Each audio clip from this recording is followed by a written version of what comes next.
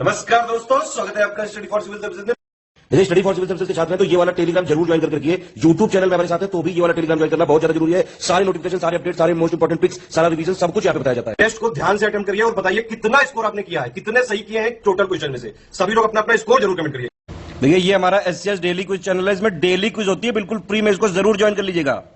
ये हमारा इंस्टाग्राम का पेज है, इसको जरूर फॉलो कर लीजिएगा। Study for civil dot services करके अगर आप इंस्टाग्राम में सर्च करेंगे तो आपको मिल जाएगा। वीडियो के डिस्क्रिप्शन में इसकी लिंक दी हुई। इसमें आप स्टोरी सेक्शन जरूर देखते रहा करिए, प्लस इसमें हाईलाइट्स आते रहते हैं और प्लस पोस्ट आती रहती है, इनको जरूर फॉलो करते रहिए।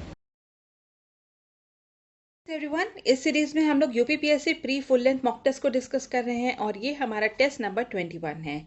तो अब हम आज के क्वेश्चंस को शुरू करेंगे और हमारा पहला क्वेश्चन है, नीचे दिए गए कथनों पर विचार करें। और हमें यहाँ पे जो है सही कथन जो है उन्हें चुनना है। ठीक है, करेक्ट स्टेटमेंट को हमें यहाँ पर चुनना है।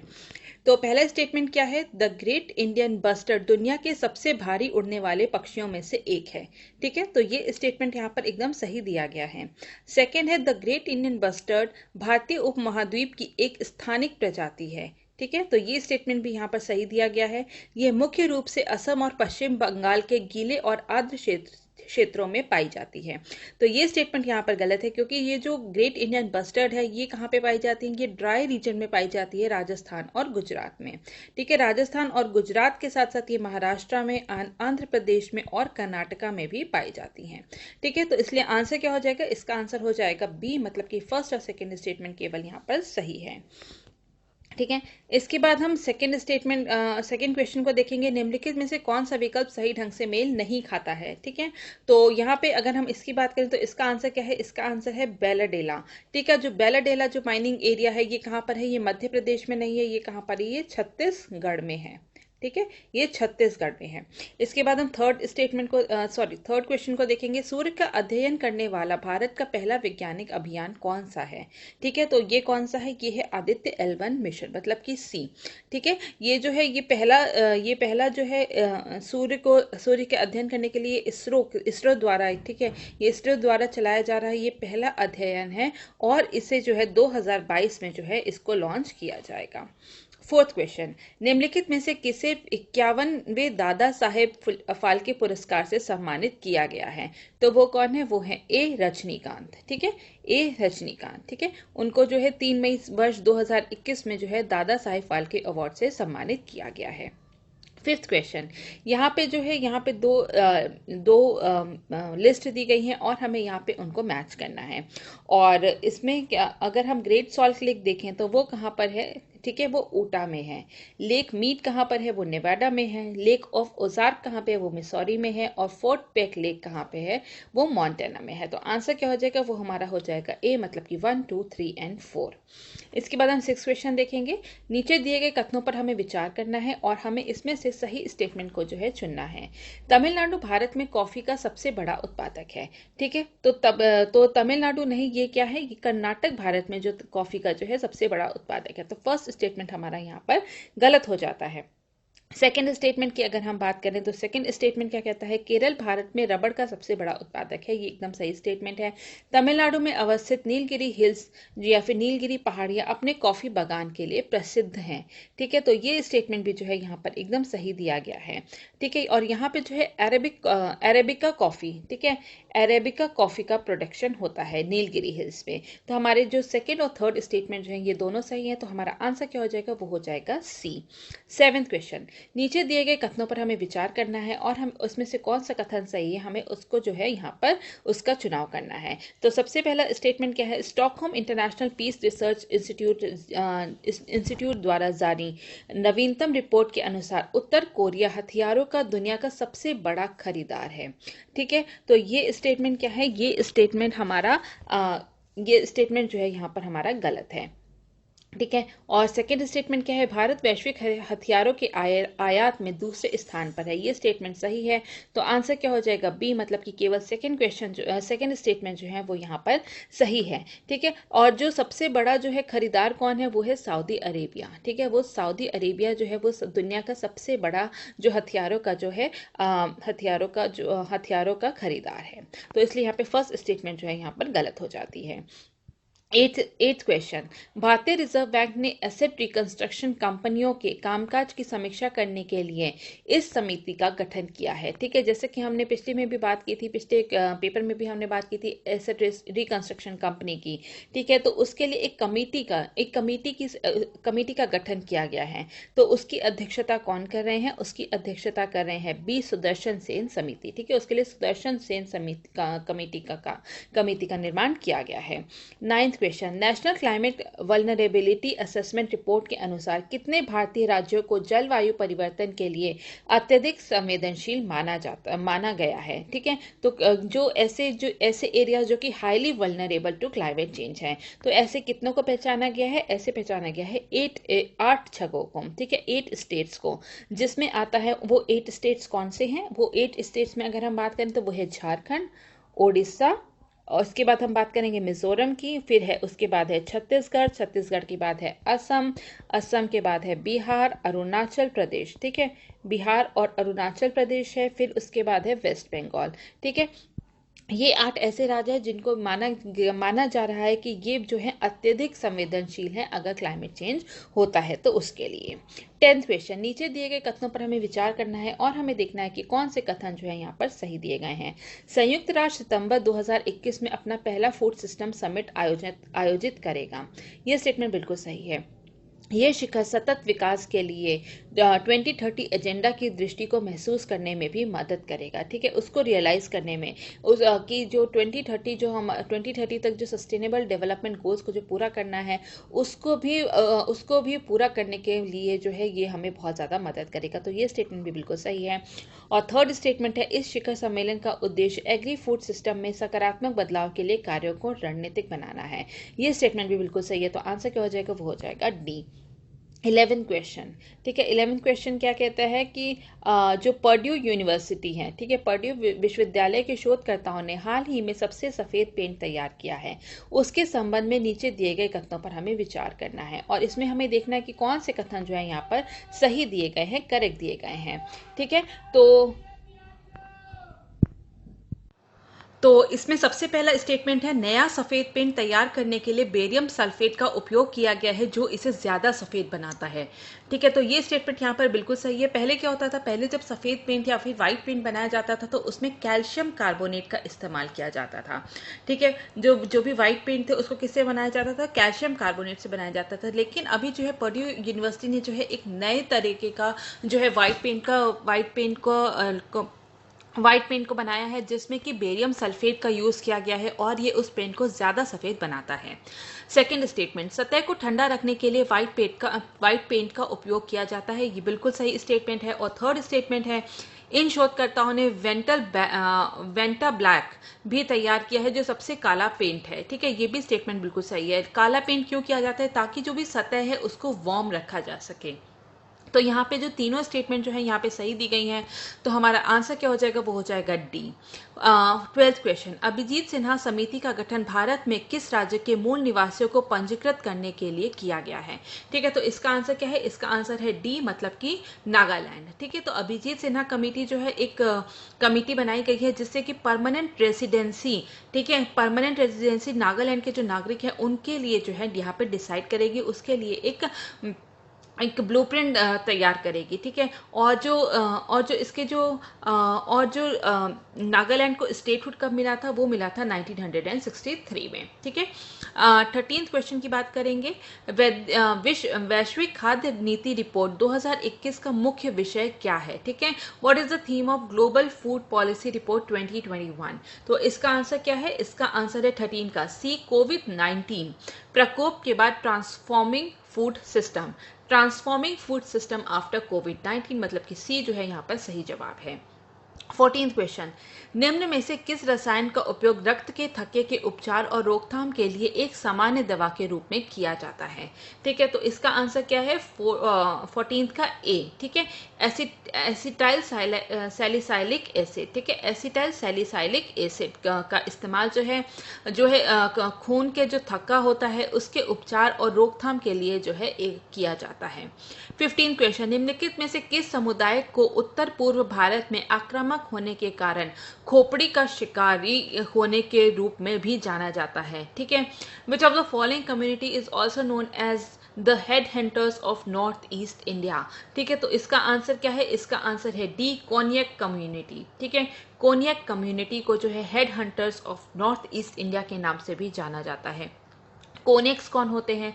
कोनेक्स जो होते हैं वो होते हैं नागा पीपल। ठीक है, कोनेक्स जो है वो नागा पीपल होते हैं और ये जो है ये स्पेशली इनको जाना जाता है, आपने देखा होगा कि जो कि फेशियल टैटूज जो है वो बहुत ज़्यादा बनाते हैं। जो कई हम लोग ने ऐसे ट्राइबल्स को देखते हैं जिनके जो पूरे फेस पे जो है वो टैटू बने होते हैं, तो ये उनकी पहचान होती है, ये जो नागा पीपल होते हैं और ये जो कोन्यक कम्युनिटी के होते हैं। ठीक है, और इसीलिए इनको जो है और ये इससे क्या करते हैं, फेशियल टैटू बनाते हैं जैसे कि जो अपने इनके जो एनिमीज होते हैं, ठीक है, ये जो एनिमीज होते हैं इनका वो सर काट देते हैं। ठीक है, जितने भी अगर उनको पकड़ते हैं तो उनका सर काट देते हैं। इसी वजह से इन्हें head hunters of north India के नाम से भी जाना जाता है। और जितने भी नागा पीपल हैं उसमें सबसे ज़्यादा जो पॉपुलेशन है वो कोन्यक कम्युनिटी की ही है। ठीक है, तो यहाँ पे बहुत सारे फैक्ट्स जो हैं हमने इसको जान लिया है। इसके बाद 16 क्वेश्चन की बात करेंगे। प्रोटीन की कमी के कारण बच्चों में निम्नलिखित में से कौन सा रोग होता है? तो उसका आंसर क्या है? उसका आंसर है ए, मतलब कि मैरास्मस। ठीक है, इसके बाद हम देखेंगे 17th क्वेश्चन और वो कहता है नीचे दिए गए कथनों पर विचार करना है और इसमें से कौन से स्टेटमेंट जो है सही है, हमें उसका चुनाव करना है। तो यहाँ पे पहला स्टेटमेंट क्या है? पहला स्टेटमेंट है भारतीय सशस्त्र बलों की 3 शाखाओं की अलग अलग विशेष बल इकाइयाँ हैं। ठीक है, ये स्टेटमेंट बिल्कुल सही है। मरीन कमांडो फोर्स, ठीक है, मार्कोस भारतीय नौसेना की विशेष बल इकाई है, ये भी बिल्कुल सही है। और थर्ड स्टेटमेंट क्या है? पैराशूट रेजिमेंट भारतीय सेना की विशेष बल इकाई है। ठीक है, तो ये भी स्टेटमेंट बिल्कुल सही है और आंसर क्या हो जाएगा? आंसर हो जाएगा डी, मतलब कि 1, 2, 3 तीनों ही स्टेटमेंट जो है यहाँ पर सही दिए गए हैं। ठीक है, और ये सब जो किसके अंदर आता है? ये सभी जो है होम मिनिस्ट्री के अंदर आता है। इसके बाद हम 18th क्वेश्चन को देखेंगे। ऑपरेशन वज्र प्रहार भारत और अमेरिका के बीच एक संयुक्त सैन्य अभ्यास है। 2021 में ये संयुक्त अभ्यास भारत में कहाँ आयोजित किया गया था? तो इसका आंसर क्या है? इसका आंसर है बी, हिमाचल प्रदेश में इसका आयोजन किया गया था। 19th क्वेश्चन, नीचे दिए गए कथनों पर विचार करें और हमें यहाँ पे सही कथन जो है उसको चुनना है। ठीक है, तो पहला स्टेटमेंट क्या है? ग्लोबल विंड पावर काउंसिल द्वारा ग्लोबल विंड पावर रिपोर्ट जारी की गई है जिसका मुख्यालय बेल्जियम के ब्रुसेल्स में है। ठीक है, ये स्टेटमेंट बिल्कुल सही है। भारत में दुनिया की चौथी सबसे बड़ी पवन ऊर्जा की क्षमता और प्लांट स्थापित किया गया है, ये भी स्टेटमेंट बिल्कुल सही है। वर्ष 2020 में दुनिया के नए पवन ऊर्जा प्रतिष्ठानों का 75% फ्रांस द्वारा किया गया है। ठीक है, तो ये स्टेटमेंट जो है यहाँ पर गलत दिया गया है। और तो यहाँ पे जो है आंसर क्या हो जाएगा? आंसर हो जाएगा 1 और 2, मतलब कि केवल फर्स्ट और सेकंड स्टेटमेंट ही सही है, मतलब कि बी जो है यहाँ पे सही जवाब है इसका। तो अगर हम इसके और कुछ फैक्ट्स की बात करें, ठीक है, तो इंडिया की अगर हम विंड पावर की बात करें तो by the end of February 2021 India की टोटल विंड पावर कैपेसिटी कितनी थी? वो थी 38 गीगावाट। ठीक है, और इसी तरह हम बात करते हैं तो ये कहते हैं कि इंडिया जो है, ठीक है, इंडिया जो है ये जो है विश्व की चौथी सबसे बड़ी यहाँ पर जो है विंड पावर कैपेसिटी है। ठीक है, इसके बाद अगर हम देखें तो जो 75% की बात की गई है यहाँ पे, 75% of the world's new wind power installation in the year 2020, ये कहाँ पर हुआ है? ये चाइना और यूएसए की इसमें हिस्सेदारी है 75% की। ठीक है, तो इसलिए यहाँ पे थर्ड स्टेटमेंट जो है यहाँ पर गलत दिया गया है। 20th क्वेश्चन की बात करेंगे। नवीनतम मुद्रास्फीति लक्ष्य निर्धारित करते समय भारतीय रिजर्व बैंक ने कितने प्रतिशत अंक का टॉलरेंस बैंड निर्धारित किया है? ठीक है, तो टॉलरेंस बैंड कितने का निर्धारित किया है? वो है 2% का। ठीक है, 2 to 6% का जो है यहाँ पे बैंड जो है वो 2% का जो बैंड है वो यहाँ पर जो है टॉलरेंस बैंड जो है आरबीआई ने जो है निर्धारित किया है। तो इसका जवाब क्या होगा? इसका सही जवाब है सी। ठीक है, इसका सही जवाब क्या है? सी है, क्योंकि 2% का जो टॉलरेंस बैंड है वो निर्धारित किया है आरबीआई ने। 21st क्वेश्चन, नीचे दिए गए कथनों पर हमें विचार करना है और उपरोक्त में से जो है कौन से कथन जो है सही है, हमें उनका चुनाव करना है। तो पहला स्टेटमेंट क्या है? पहला स्टेटमेंट है फेसबुक, गूगल और माइक्रोसॉफ्ट 2 समुंदर के नीचे स्थापित किए जाने वाले केबल में ट्रांसपेसिबल डेटा क्षमता बढ़ाने के लिए निवेश कर रहे हैं। ठीक है, ट्रांस स्पेसिफिक डेटा जो है बढ़ाने के लिए ट्रांस स्पेसिफिक होगा। ठीक है, ट्रांस स्पेसिफिक डेटा क्षमता बढ़ाने के लिए निवेश कर रहे हैं। तो ये स्टेटमेंट यहाँ पर क्या है, गलत दिया हुआ है। तो क्योंकि ये जो पूरा प्रोजेक्ट है ये केवल जो है ये केवल जो फेसबुक और गूगल के द्वारा है, इसमें माइक्रोसॉफ्ट जो है वो इन्वॉल्व नहीं है, इसलिए ये स्टेटमेंट यहाँ पर गलत हो जाता है। इन दोनों केबल परियोजनाओं का नाम इको और बिफ्रोस्ट है। ठीक है, तो ये स्टेटमेंट बिल्कुल सही है, तो आंसर क्या हो जाएगा, बी हो जाएगा। 22nd क्वेश्चन, निम्नलिखित मौलिक अधिकारों में से कौन सा केवल भारतीय नागरिकों को दिया गया है। ठीक है, भारतीय नागरिकों को कौन सा दिया गया है, केवल जो मतलब अनुच्छेद 16 में जो है ये भारतीय नागरिकों के पास है। केवल जो अनुच्छेद 19 है, आर्टिकल 19 में जितनी भी राइट्स दी गई हैं वो भी केवल इंडिया के सिटीजन्स के पास है। और जो अनुच्छेद 30 में जितने भी राइट्स दी गई हैं वो भी केवल इंडियन सिटीजन्स के पास ही है। तो आंसर क्या हो जाएगा, बी हो जाएगा, 1, 2 एंड 4। ठीक है, इसके बाद हम नेक्स्ट बात करेंगे। अगर हम बात करें तो एक सेकेंड, अगर हम बात करें फंडामेंटल राइट्स की, तो फंडामेंटल राइट्स जो है आर्टिकल 12 से लेकर 35 तक जो है उसमें दिए गए हैं। और अगर हम बात करें कि जो केवल इंडिया के सिटीजन्स के लिए कौन कौन सी राइट्स है फंडामेंटल राइट्स, तो वो है आर्टिकल नंबर 15, 16, 19, 29 और 30। ठीक है, तो ये सारे जो केवल इतने ही आर्टिकल जो 15, 16, 19, 29, 30 आर्टिकल जो दिया गया है, इसमें जो राइट्स की बात की गई है, केवल वही राइट्स जो हैं वो केवल इंडिया के सिटीजन्स को प्राप्त होती हैं। 23rd क्वेश्चन, नीचे दिए गए कथनों पर विचार करें और हमें देखना है कि कौन से कथन इसमें से सही हैं। तो तमिलनाडु भारत का सबसे बड़ा नारियल उत्पादक राज्य है, बिल्कुल सही स्टेटमेंट है। भारत काजू का दुनिया में सबसे बड़ा निर्यातक और प्रोसेसर है, बिल्कुल सही स्टेटमेंट है। तो आंसर क्या हो जाएगा, सी हो जाएगा। दोनों स्टेटमेंट यहाँ पर सही दी गई हैं। 24th क्वेश्चन जो है यहाँ पे 2 लिस्ट दी गई हैं और हमें देखना है कि कौन कौन से जो है इसको हमें जो है मैच द फॉलोइंग करना है। तो इसमें हम देखेंगे कि जो काला नमक महोत्सव है ये कहाँ पर मनाया जाता है, ये मनाया जाता है सिद्धार्थनगर में। ठीक है, इसके बाद अगर हम देखेंगे स्ट्रॉबेरी फेस्टिवल कहाँ पे मनाया जाता है इंडिया में, वो मनाया जाता है झांसी में। और गुड़ महोत्सव जो है वो मनाया जाता है लखनऊ में। तो इसलिए हमारा आंसर क्या हो जाएगा, हमारा आंसर हो जाएगा सी। ठीक है, 24th का आंसर क्या है, सी, 2, 3 एंड 1। ठीक है, इसके बाद हम देखेंगे नेक्स्ट क्वेश्चन, 25th क्वेश्चन, वर्ष की पहली बीबीसी इंडियन स्पोर्ट्स वुमेन कौन है। ठीक है, who is the first BBC Indian sports women of the year. तो इसका आंसर क्या है, इसका आंसर है ए, कोनेरू हम्पी। ठीक है, और ये जो है ये एक चेस प्लेयर हैं। ठीक है, ये याद रखना बहुत ज़रूरी है कि ये किस चीज़ के प्लेयर हैं। ठीक है, क्योंकि पहले भी ऐसे क्वेश्चन आ गए हैं कि केवल नाम दे दिया गया है और पूछा है कि ये किस स्पोर्ट से एसोसिएटेड हैं। तो यहाँ पे अगर हम कोनेरू हम्पी की बात करें तो ये एक चेस प्लेयर हैं और इन्हें जो है 8 मार्च वर्ष 2021 को जो है बीबीसी इंडियन स्पोर्ट्स वुमेन के तौर पर जो है इनको सम्मानित किया गया था। 26 क्वेश्चन, नीचे दिए गए कथनों पर हमें विचार करना है और हमें देखना है कि कौन कौन से कथन जो है यहाँ पर सही दिए गए हैं। तो यहाँ पर पहला क्या है, विश्व स्वास्थ्य संगठन मतलब कि वर्ल्ड हेल्थ ऑर्गेनाइजेशन ने मधुमेह मतलब कि डायबिटीज से बेहतर तरीके से निपटने के लिए 2021 में कॉम्पैक्ट ग्लोबल डायबिटीज सम्मेलन की पहल की है। ठीक है, तो ये जो स्टेटमेंट है ये बिल्कुल सही है। और सेकंड स्टेटमेंट क्या है, ये पहल इंसुलिन की खोज के 75 वर्षों को भी चिन्हित करेगी।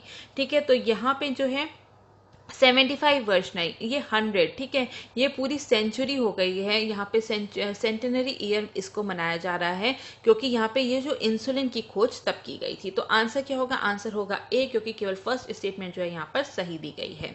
27th question, Aryabhatta research institute of observation sciences ने हाल ही में वुल्फ राइट स्टार के एक सुपरनोवा विस्फोट को ट्रैक किया है। ठीक है, तो उसके बारे में जो है यहाँ पे कुछ कथन दिए गए हैं और यहाँ पे हमें इन स्टेटमेंट्स को कंसीडर करके हमें जो सही स्टेटमेंट है उनका चुनाव करना है। तो पहला स्टेटमेंट क्या है, WR सितारों की सतह का तापमान सूर्य की तुलना में बहुत कम होता है। ठीक है, तो ये जो है यहाँ पे ये गलत दिया गया है क्योंकि जो WR वुल्फ रेट स्टार होते हैं उनका तापमान जो सूर्य की सतह जो होती है, जो सूर्य का तापमान होता है उसकी तुलना में जो है उससे 1000 गुना ज़्यादा होता है। तो यहाँ पे फर्स्ट स्टेटमेंट जो है यहाँ पे गलत दी गई है। सेकेंड और थर्ड स्टेटमेंट दोनों ही यहाँ पर सही दिया गया है। WR सितारे अत्यधिक चमकदार सितारे होते हैं। ठीक है, ये ज़्यादा ल्यूमिनस होते हैं और ये इनमें और WR स्टार्स हैव हीलियम और other heavier elements in their core. ठीक है, तो यहाँ पे आंसर क्या हो जाएगा, वो हो जाएगा बी। 2 और 3 दोनों ही स्टेटमेंट सही है। 28 क्वेश्चन नीचे दिए गए कथनों पर विचार करना है और इसमें कौन कौन से कथन सही हैं हमें वो बताना है। ठीक है, तो पहला स्टेटमेंट क्या है, सुपरनोवा ब्रह्मांड में किसी तारे का अत्यधिक ऊर्जावान विस्फोट होता है। सही स्टेटमेंट है। सुपरनोवा अन्य आकाशगंगाओं में भी होते हैं, ये भी सही स्टेटमेंट है। हमारी अपनी आकाशगंगा मिल्की वे में सुपरनोवा देखना आसान होता है। ठीक है, तो ये स्टेटमेंट यहाँ पर गलत है। ठीक है, क्योंकि यहाँ पर जो है हमारी जो मिल्की वे गैलेक्सी है, ठीक है, यहाँ पर क्योंकि बहुत ज़्यादा डस्ट है इसीलिए ये हमारे जो व्यू है उसको ब्लॉक करती है और यहाँ पर जो है सुपरनोवा स्टार को देखना बहुत ही ज्यादा ट्रबलसम काम है, एक मुश्किल काम है। तो आंसर क्या हो जाएगा, ए हो जाएगा। फर्स्ट और सेकंड स्टेटमेंट यहाँ पर सही है। 29 क्वेश्चन नीचे दिए गए कथनों पर विचार करना है और हमें देखना है कि कौन कौन से कथन यहाँ पर सही दिए गए हैं। तो पहला स्टेटमेंट क्या है, बाबू जगजीवन राम बिहार के एक प्रसिद्ध राजनीतिज्ञ थे। ठीक है, ये स्टेटमेंट बिल्कुल सही है। वे भारत में all India depress class league की नींव में सहायक रहे थे, ये भी स्टेटमेंट सही है। और जो थर्ड स्टेटमेंट है, वे 1946 में जवाहरलाल नेहरू की अंतरिम सरकार में सबसे वरिष्ठ मंत्री थे, तो ये स्टेटमेंट यहाँ पर गलत है। आंसर क्या हो जाएगा, आंसर हो जाएगा 29 का बी। ठीक है, उन्होंने जो है बाबू जगजीवन राम जो है उन्होंने all India depress classes league की स्थापना कब की थी, ये उन्होंने की थी 1935 में। ठीक है, और ये जो है जवाहरलाल नेहरू की जो इंटरिम गवर्नमेंट थी उसमें सबसे यंगेस्ट मिनिस्टर कौन थे, बाबू जगजीवन राम थे। ठीक है, तो यहाँ पे जो है और उन्होंने जो है लेबर मिनिस्टर के तौर पे जो है ये पदभार संभाला था। तो इसका आंसर क्या हो जाएगा, हो जाएगा बी। 1 और सेकेंड स्टेटमेंट सही है। स्टेनलेस स्टील प्राप्त करने के लिए निम्नलिखित में से किस तत्व को लोहे में मिलाया जाता है। ठीक है, तो कौन कौन से तत्व जो है वो लोहे में मिलाए जाते हैं, वो है क्रोमियम और निकल। ठीक है, क्रोमियम और निकल, तो आंसर क्या हो जाएगा, बी हो जाएगा 1 और 2।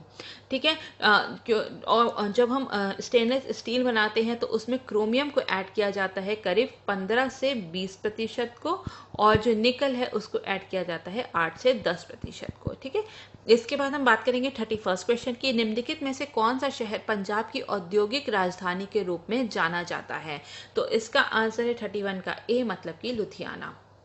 32nd क्वेश्चन, किस केंद्र शासित प्रदेश को 2021 में क्षय रोग से मुक्त घोषित किया गया है। ठीक है, टीबी फ्री कौन सी यूनियन टेरिटरी को वर्ष 2021 में डिक्लेयर किया गया है, वो है ए, लक्षद्वीप। ठीक है, बहुत ही इंपॉर्टेंट क्वेश्चन है।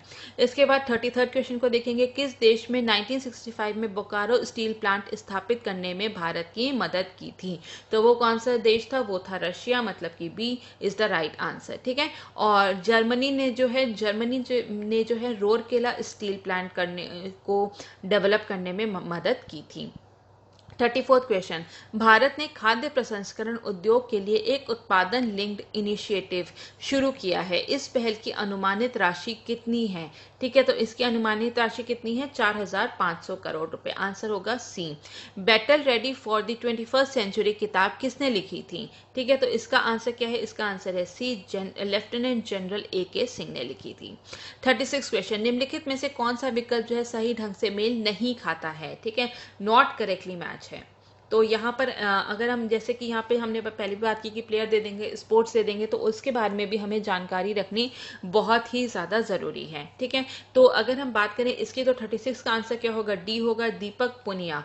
ठीक है, दीपक पुनिया कौन है, दीपक पुनिया एक रेसलर हैं, वो एक एथलेटिक नहीं है, वो एक रेसलर हैं। उसके बाद हम 37 क्वेश्चन देखेंगे, consider the following statements below, और हमें यहाँ पे क्या करेक्ट स्टेटमेंट का जो है यहाँ पर चुनाव करना है। तो यहाँ पे पहला स्टेटमेंट क्या है, ओडिशा ने हाल ही में महेंद्रगिरी में अपने तीसरे बायोस्पेस क्षेत्र का प्रस्ताव दिया है। तो यहाँ पे ये जो है ये यहाँ पर गलत दिया है, क्योंकि ये सेकेंड बायोस्पेस है, ना कि थर्ड। ठीक है, तो यहाँ पे जो है ये स्टेटमेंट इसलिए गलत हो जाता है। सेकेंड स्टेटमेंट, सिमलीपाल जैवमंडल आरक्षित क्षेत्र ओडिशा का पहला ऐसा आरक्षित क्षेत्र है जिसे 1996 में अधिसूचित किया गया था।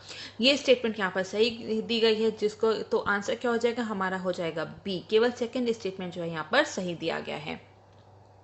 इसके बाद हम देखेंगे 38th क्वेश्चन। वर्ष 2021 में महाराष्ट्र भूषण पुरस्कार से किसे सम्मानित किया गया है? तो इसका आंसर क्या है 38 का? ए, आशा भोसले जी को। ठीक है, आशा भोसले जी को। 39 क्वेश्चन, नीचे दिए गए कथनों पर विचार करें और इसमें से हमें सही कथन को चुनाव करना है। तो इसमें पहला स्टेटमेंट क्या है? कुतुबुद्दीन ऐबक द्वारा 1206 ईस्वी में गुलाम वंश की स्थापना की गई थी। सही स्टेटमेंट है। गुलाम वंश का अंतिम शासक शमसुद्दीन कैमूर था, ये भी सही है। गुलाम वंश का शासन 84 वर्षों तक चला था, ये भी सही है। तो आंसर क्या हो जाएगा? आंसर हो जाएगा डी। ठीक है, तो ये जो है स्लेव डायनेस्टी थी, और स्लेव डायनेस्टी जो है, स्लेव डायनेस्टी की नींव किसने रखी थी? वो रखी थी कुतुबुद्दीन ऐबक ने। इसके बाद हम नेक्स्ट क्वेश्चन देखेंगे 48। नीचे दिए गए कथनों पर विचार करें और हमें देखना है कि कौन कौन से स्टेटमेंट्स यहाँ पर करेक्ट दिए गए हैं। तो पहला क्या है? स्टेटमेंट है के सनातनम समिति भारत में केंद्रीय सतर्कता आयोग CVC मतलब कि सेंट्रल विजिलेंस कमीशन की स्थापना से संबंधित है। तो ये स्टेटमेंट यहाँ पर सही दिया गया है। नेक्स्ट स्टेटमेंट है CVC का उद्देश्य भ्रष्टाचार से लड़ना और सार्वजनिक प्रशासन में ईमानदारी सुनिश्चित करना है, ये भी सही स्टेटमेंट है। केंद्रीय सतर्कता आयोग या फिर सेंट्रल विजिलेंस कमीशन की अपनी विशेष जांच विंग है। ठीक है, तो इनकी कोई भी अपनी जो है खुद की जो है कोई भी इन्वेस्टिगेटिंग विंग नहीं होती है, और ये जो है ये सेंट्रल ब्यूरो ऑफ इन्वेस्टिगेशन पर डिपेंडेंट होते हैं, CBI डिपार्टमेंट पे डिपेंडेंट होते हैं किसी भी प्रकार के इन्वेस्टिगेशन के लिए। ठीक है, तो इसलिए यहाँ पे जो जो थर्ड स्टेटमेंट है ये गलत है। आंसर क्या हो जाएगा? वो हो जाएगा बी। 41st क्वेश्चन, नीचे दिए गए कथनों पर विचार करें और हमें देखना है कि कौन से स्टेटमेंट्स यहाँ पर सही से दिए गए हैं। तो पहला स्टेटमेंट क्या है? देवी शंकर अवस्थी पुरस्कार 35 वर्ष से कम आयु के लेखकों को दिया जाता है। ठीक है, तो यहाँ पे 35 नहीं, ये 45 वर्ष से कम आयु के लेखकों को दिया जाता है। तो फर्स्ट स्टेटमेंट यहाँ पे गलत हो जाता है। 26वां देवी शंकर अवस्थी पुरस्कार आशुतोष भारद्वाज की उनकी पुस्तक पितृवध के लिए दिया गया है। ठीक है, पितृवध के लिए दिया गया है। तो ये स्टेटमेंट यहाँ पर सही दिया गया है। तो आंसर क्या हो जाएगा? आंसर हो जाएगा बी, क्योंकि केवल सेकंड स्टेटमेंट यहाँ पर सही दिया गया है। 42, निम्नलिखित में से किस माह का अंतिम दिन विश्व दुर्लभ रोग दिवस के रूप में मनाया जाता है? वर्ल्ड रेयर डिसीज डे के रूप में मनाया जाता है। तो इसका आंसर क्या है? 42 का बी, मतलब कि फरवरी। किस चोल शासक ने गंगैकोंड की उपाधि जो है धारण की थी? तो वो कौन से शासक थे? वो शासक थे राजेश वन। ठीक है, Rajesh one, B is the right answer. Next is 44th question, और क्वेश्चन है निम्नलिखित में से कौन सी नदी एक ट्रांस हिमालय नदी है? ठीक है, ट्रांस हिमालयन रिवर इनमें से कौन सी है? तो आंसर इसका क्या होगा? आंसर होगा इसका बी, सतलज। ठीक है, सतलज कहाँ से निकलती है? ये माउंट कैलाश से निकलती है। ठीक है, माउंट कैलाश में जो लेक राकस्थाल है तिब्बत में, वहां से सतलज नदी निकलती है, और इसीलिए इसको जो है ट्रांस हिमालयन रिवर भी कहा जाता है। ठीक है, तो जो झेलम है, झेलम कहाँ से निकलती है? झेलम जो है ये पीर पंजाल रेंज से निकलती है। गंगा जो है, जैसे कि हम सबको पता है, गंगोत्री ग्लेशियर से निकलती है। और जो रावी है, रावी कहाँ से निकलती है? रावी नदी जो है ये रोहतांग पास हिमाचल प्रदेश से निकलती है। ठीक है, तो इसका आंसर क्या होगा? इसका आंसर होगा बी, सतलज। इसके बाद हम 45 क्वेश्चन देखते हैं। निम्नलिखित में से कौन सा विकल्प सही ढंग से मेल नहीं खाता है? ठीक है, सही ढंग से मेल नहीं खाता है। तो इसमें कौन सा आंसर है? इसमें आंसर है 45 का सी, मतलब कि खास जो ट्राइब्स हैं ये कहाँ के हैं? कि ओरिजिनली कहाँ के हैं? ये अरुणाचल प्रदेश के नहीं, ये जो है ये नेपाल में पाए जाते हैं। इसके बाद 46 क्वेश्चन, किस देश ने 4 जून वर्ष 2020 को ग्लोबल वैक्सीन शिखर सम्मेलन की मेजबानी की थी? तो इसका आंसर क्या है? इसका आंसर है ए, यूनाइटेड किंगडम। ठीक है, 47 क्वेश्चन, इनमें से कौन कौन से हाथी अभ्यारण्य में आते हैं? ठीक है, एलिफेंट रिजर्व इनमें से कौन कौन आते हैं? ठीक है, तो हमें वो बताना है। तो इसका आंसर क्या है? इसका आंसर है डी के चारों ही। ठीक है, वायनाड, नीलांबर, बैतरणी, मयूरभंज, ये चारों ही जो है ये एलिफेंट रिजर्व्स हैं। ठीक है। तो इसलिए जो है यहाँ पर जो इसका आंसर क्या हो जाएगा, ये डी हो जाएगा। और अगर हम बात करें हाथी की या फिर एलिफेंट की जनसंख्या की, तो वो कौन से राज्य में सबसे ज़्यादा है, वो सबसे ज़्यादा जो है कर्नाटका राज्य में पाए जाते हैं, ठीक है, हाथी। इसके बाद 48 क्वेश्चन देखते हैं और इसमें है शंकराचार्य के बारे में नीचे दिए गए कथनों पर विचार करें, और इसमें हमें देखना है कि कौन सा जो है ऐसे कथन है जो कि सही नहीं है, नॉट करेक्ट, ठीक है। नॉट करेक्ट वाले हमें बताने हैं। तो पहला क्या है, पहला स्टेटमेंट है उन्होंने भारत में 4 शीर्ष तीर्थ स्थानों की स्थापना की थी, ठीक है। तो ये जो है यहाँ पर एकदम सही स्टेटमेंट दिया गया है, ठीक है। नेक्स्ट है उन्होंने भारत में बौद्ध धर्म और जैन धर्म के प्रसार को रोका था, ठीक है। तो इसमें क्या है, ये बिल्कुल सही है कि उन्होंने जो है जैनिज्म और बुद्धिज्म रिलीजन को फैलने से या फिर उसके प्रोलिफरेशन को, उसको प्रसारित होने से जो है उन्होंने जो है इसको रोका था, ठीक है। ही प्रिवेंटेड दैट। इसके बाद हम थर्ड स्टेटमेंट देखेंगे, उन्होंने वर्तमान के प्रयागराज का नाम तीर्थराज रखा था, ठीक है। तो उन्होंने जो है उन्होंने प्रयागराज का नाम जो है वो कहीं पे भी उन्होंने मेंशन नहीं किया था, ठीक है। उन्होंने कहीं पे भी उसका मेंशन नहीं किया था, तो ये स्टेटमेंट भी जो है यहाँ पे गलत है। तो इसका आंसर क्या हो जाएगा, आंसर हो जाएगा बी, मतलब कि 2 और 3 स्टेटमेंट जो है यहाँ पर गलत दी गई हैं, ठीक है। तो यहाँ पे आंसर क्या है, आंसर है बी, ठीक है, क्योंकि यहाँ पे नॉट करेक्ट पूछा है, तो आंसर क्या होगा, बी हो जाएगा। इसके बाद 49 क्वेश्चन, नई दिल्ली में निर्मित प्रसिद्ध खगोलीय वेधशाला जंतर मंतर का निर्माण किसने कराया था, ठीक है। जो दिल्ली में जो जंतर मंतर है उसको किसने कंस्ट्रक्ट कराया था, तो 49 का आंसर क्या है, वो है डी, जय सिंह टू ने। भगवान महावीर के पहले शिष्य कौन थे, ठीक है। उनके पहले शिष्य जो थे वो थे जामली, ठीक है। जामली जो है लॉर्ड महावीर जो कि जैन तीर्थंकर थे, उनके जो पहले शिष्य थे वो थे जामली, और जो कि जो है और उनकी जो बेटी थी, ठीक है, उनकी बेटी जो थी उन्होंने इससे शादी कर ली थी बाद में, ठीक है।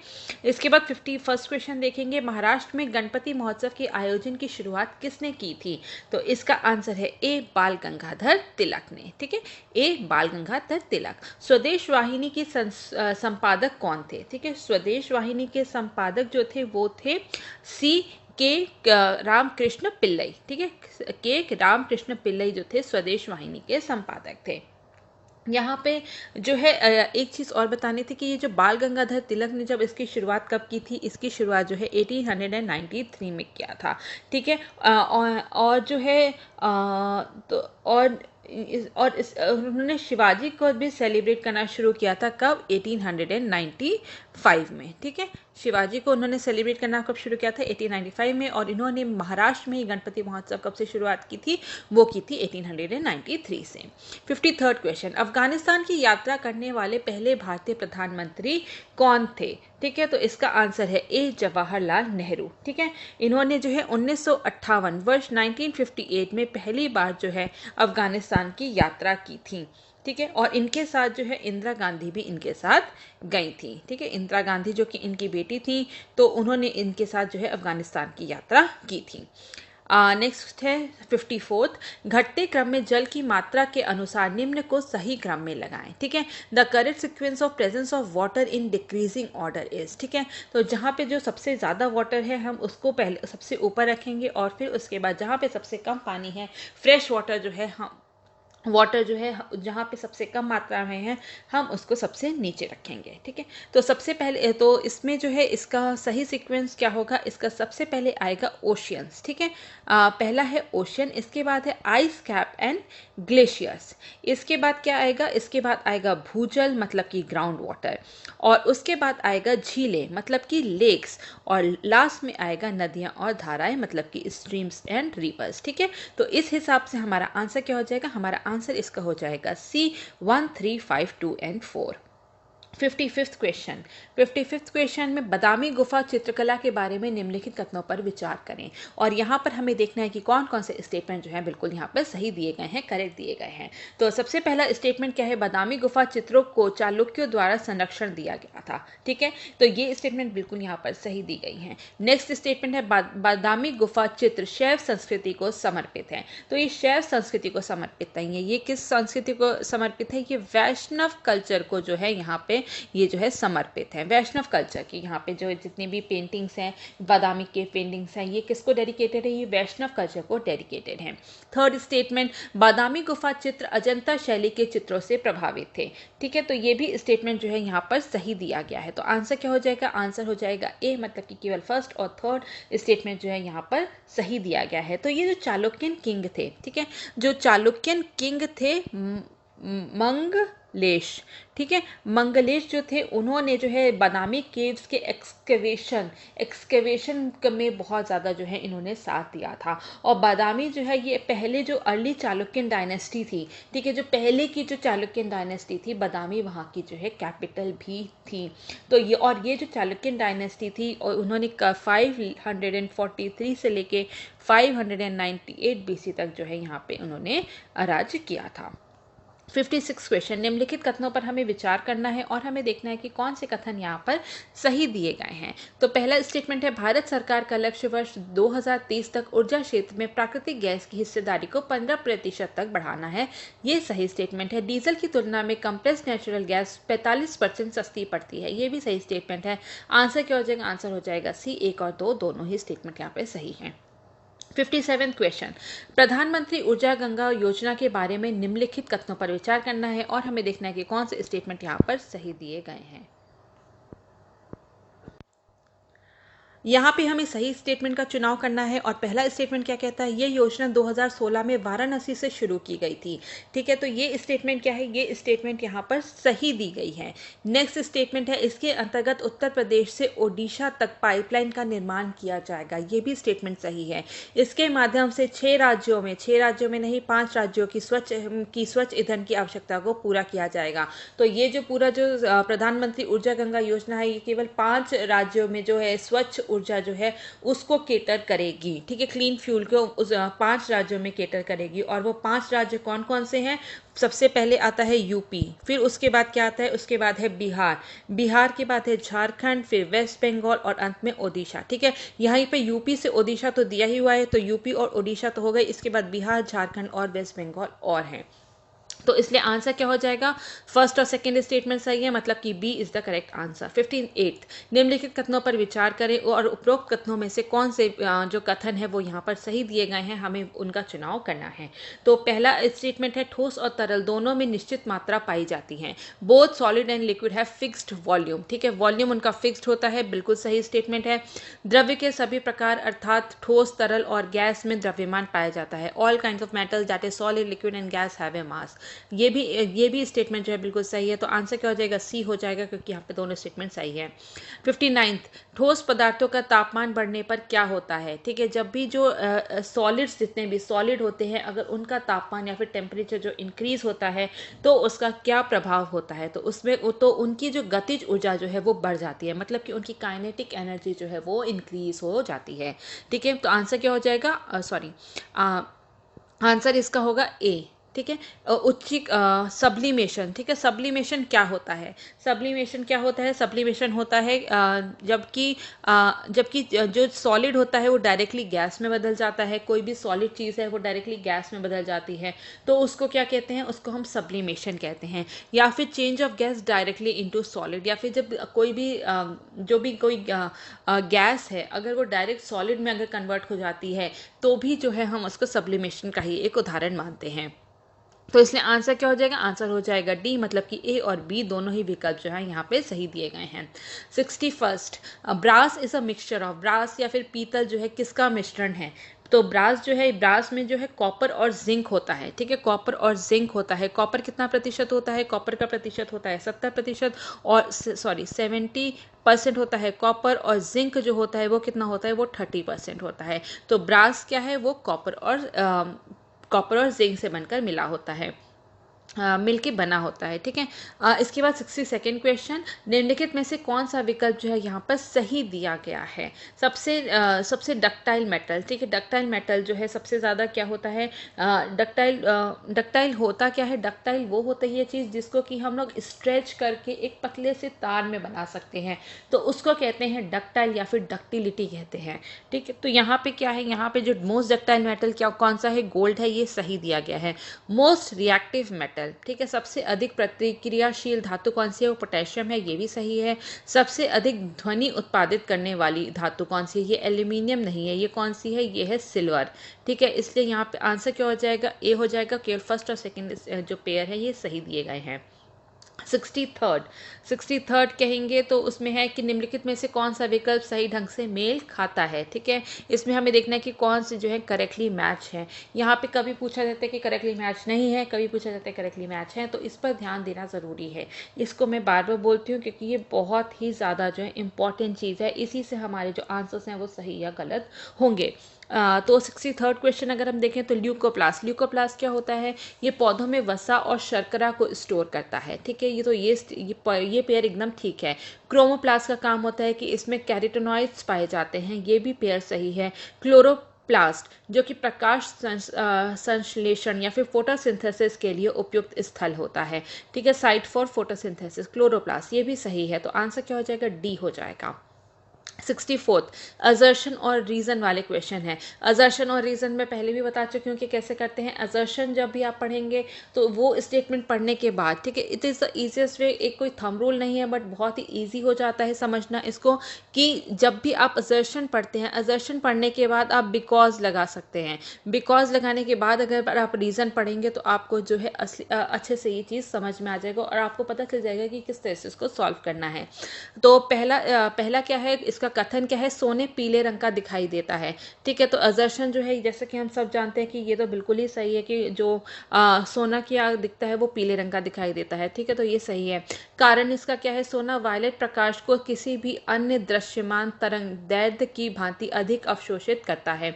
तो इसका कारण जो है यहाँ पे गलत दिया गया है, क्योंकि ये जो गोल्ड होता है, ये येलो किस कारण से जो है अपीयर होता है, क्योंकि इसमें जो है यहाँ पे ब्लू लाइट जो है वो बहुत ज़्यादा एब्जॉर्ब होती है अन्य किसी भी विजिबल वेवलेंथ, जितनी भी विजिबल लाइट है उनकी वेवलेंथ से, ठीक है। तो इस कारण से जो सोना जो है प्रकाश में किसी भी अन्य तो यहाँ पे वायलेट नहीं होगा, यहाँ पे क्या होगा, यहाँ पे नीला या फिर ब्लू होगा। तो यहाँ पे रीज़न जो है ये गलत दिया गया है, लेकिन ए जो है सत्य है। तो आंसर क्या होगा कि सी हो जाएगा।